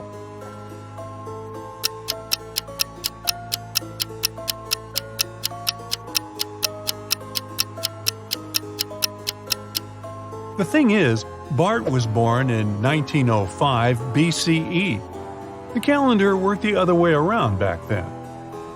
Linda and Porter were walking in the woods when they saw an old hut. They walked inside, but the door through which they entered suddenly vanished into thin air. Instead, 3 new doors appeared in front of them. Behind the first one, there were venomous rats. Behind the second door, arrows with poison on their tips were flying across the room at head height. And the third door hid a 30-foot deep pit. Which door leads to freedom?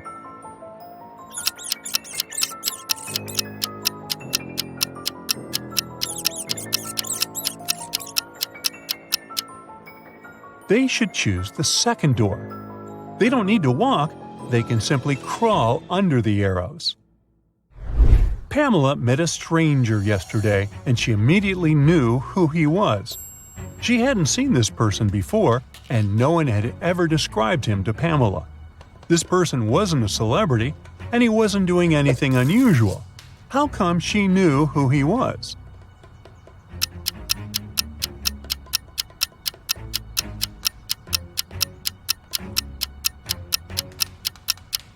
The man was Pamela's friend's twin brother.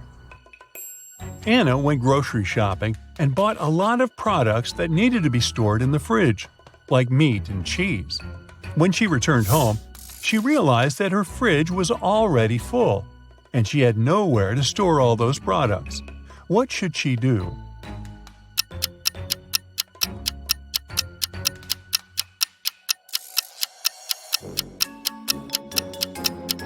Anna needs to reconsider the way she stores stuff in her fridge. For example, rice and cookies don't need to be kept there. Once she takes all the unnecessary stuff out of the fridge, she'll have enough space to store the dairy products and meat. On an overnight train in Budapest, Mrs. Celine got robbed. She is a very wealthy heiress, and she inherited a diamond necklace from her great-grandmother, which was the exact piece of jewelry that was robbed. She called the inspector to solve the crime. After interviewing most of the passengers on board the train, the inspector narrowed it down to 3 suspects. Mr. Bruges was an eccentric widower, carrying a mysterious bag. Mr. Blue was one of the waiters on the train, carrying his metallic tray around. And Mr. Pearls was a hoarder, carrying lots of suitcases. Take a look at the images and give it your best shot at solving this crime.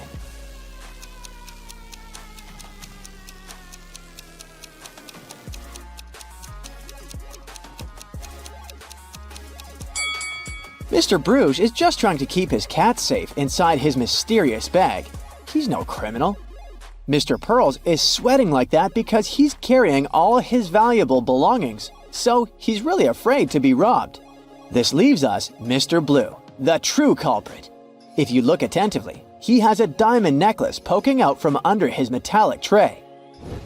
The airport police are having a lot of trouble these days. Many convicts escape prison and are trying to leave the country as fast as they can. Take a look at this image. You gotta figure out ASAP who is the fugitive.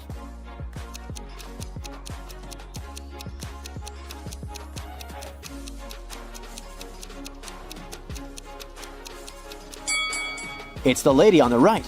Although the woman in the wanted poster is blonde, she must have dyed her hair brown to get through security. But her lips and freckles are exactly the same as in the picture. Tess, Ivy, and Monica are in a pretty bad financial rut. They walked into a local supermarket planning on stealing something. What they didn't know was that there was a police officer watching the cameras at the store. Can you figure out who just stole some chips?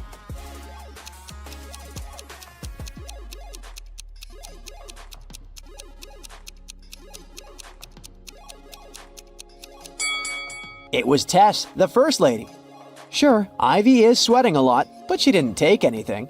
But look at Tess's hair. She's hiding some chips in that ponytail.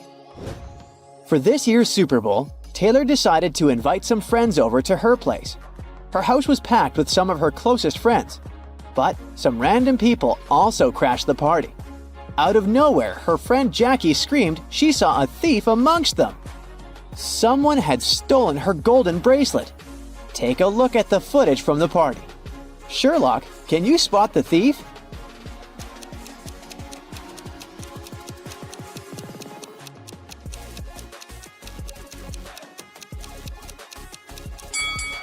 You sure have a good eye if you spot the thief in the middle of the crowd.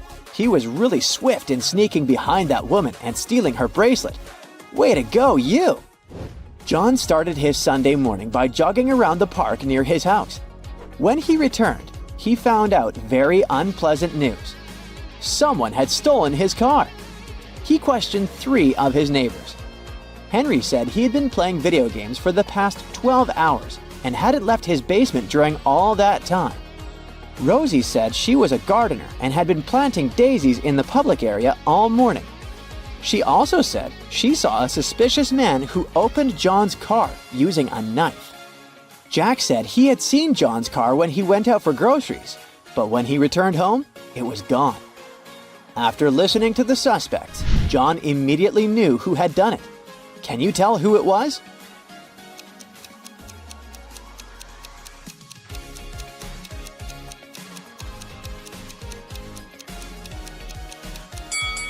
It was Rosie. She said she'd been planting daisies, but look, there are only rose bushes in this area. Bernard is the owner of a meat shop downtown. He sells really expensive meat. As soon as he opened his shop, he had a rush of customers coming in to buy their daily meat. During the rush, he was so busy attending to the customers that he didn't see that someone stole the bacon. Who's the thief here?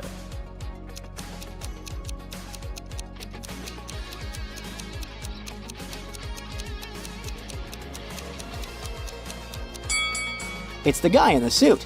The dog is smelling his bag like there's some bacon inside it. He's definitely it. Jane was playing a video game when she was swallowed by the game. The next thing she knows, she's facing 3 mischievous robots. One of them stole her game controller, so she can't go back to her own reality. You gotta help Jane figure out which robot stole her controller. So far, you know that Robot A said, "B is the thief," and that the real thief always tells the truth. Can you solve this mystery with such little information?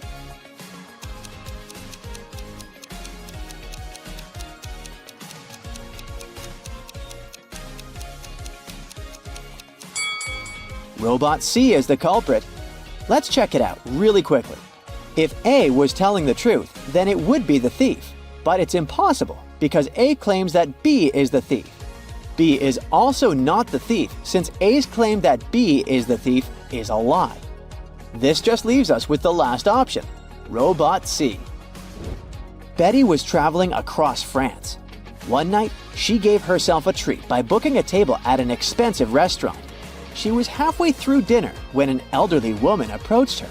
The woman said she looked a lot like her daughter and asked her for a favor. Since she hadn't spoken to her daughter for ages, she asked Betty to say, "Goodbye, Mother," as she left the restaurant. Betty thought it was super strange, but agreed. Soon after, she received the shock of her life. Guess what it was and share your 2 cents with us below.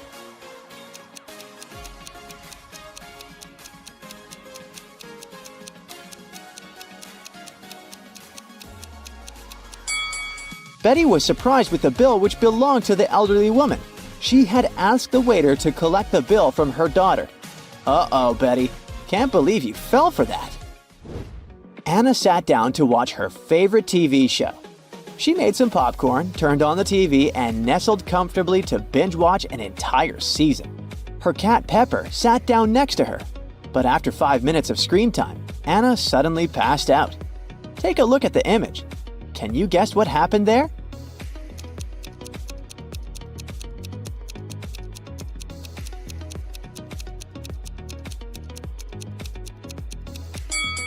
Anna's cat, Pepper, got scared with a loud thump that came from the TV. It jumped on top of Anna and it scared the life out of her. That's why she passed out. The customer was saying that he had ordered soup, while the waiter was saying that he had only ordered tea. Henry saw something that immediately showed him who was lying. Prove to us that you've got the sharpest eye and find out what Henry saw.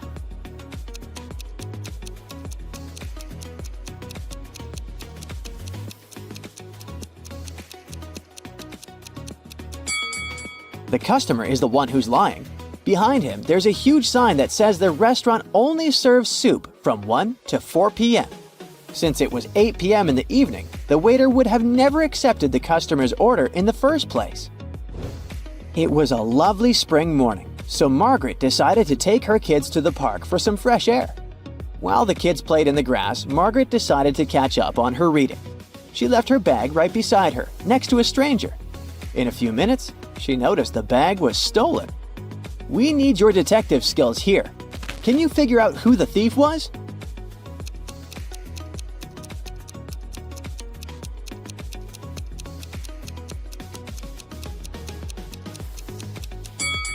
The person came out from the bush behind the bench where Margaret was seated. He was so quick it was nearly impossible to see him. Yikes! Robbie was invited to a typical college party. A lot of his friends were there, but there were also some random people. Out of nowhere, the lights went dark, and before he knew it, Robbie was waking up with a vampire bite on his neck. Take a look at some footage from the beginning of the party. Who's a vampire here?